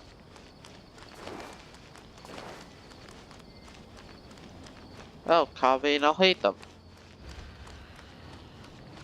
Hello, you two. Where were you while the rest of us were eating together? I don't recall being obligated to report my whereabouts to you. Did you go find another hidey hole to read in? You need to change your ways, you know. You can't survive on books alone. Surviving on meals paid for by you would be harder still. You? Whatever. It doesn't take a genius to guess what you've been up to. You were investigating Sachin, weren't you? It was obvious from your notes. However, I don't believe his research alone would have been enough to pique your interest. His way of doing things is disturbing, while you... Well, to be fair, your philosophy disgusts me too, but you and Sachin are nothing alike. I don't imagine your views intersect at all. Egoism and nihilism are not the same thing. My personal interests aside, Sachin's legacy is not entirely meaningless. He conducted experiments on a great scale and left his findings behind. Also, thanks for the compliment, but I'm actually just passing through. I didn't come here for the conversation. Well, not this one at least. What do you mean? What topic of conversation could be more sacred among scholars than the exploration of differing philosophies? Well, based on what I've learned, Sachin and his disturbing way of doing things, as you put it, is very likely to have met your father 20 years ago. Oh. What did you say? Wait, so... No. Surely that doesn't mean... Huh. So that's why he thought I looked familiar. My father must have gone into the desert due to his influence. I'm afraid so. Good thing I shattered that diadem. From now on, nothing like that will ever have to happen again. The boundaries of knowledge are ever expanding. Someone else will inevitably pick up the same line of research one day, and Vahumana regards it as a reasonable research direction. Oh, not this again. Even if you're right and people are bound to fall into the same intellectual traps, things won't necessarily go the same way again next time. You have to admit that the actions of one individual don't always predict the behavior of the group, and vice versa. Take Sachin, for instance. He's quite an anomaly. And so is the one who stopped him. You. Conflicts of this nature are indeed exceptional, but it will occur again in the future. Yeah. You said it yourself. The actions of one individual cannot predict the behavior of a whole group. You know that not everyone would have chosen as you did. Even so, I stand by my views. You can forget about trying to convince me. That's fine. We've been arguing over this for years, and I don't hold any hope of you understanding. The issue we're debating has long since moved on from who's right and who's wrong. Thanks for letting me know all this. What? I said, thanks for letting me know. Hey, stop acting like you didn't hear me.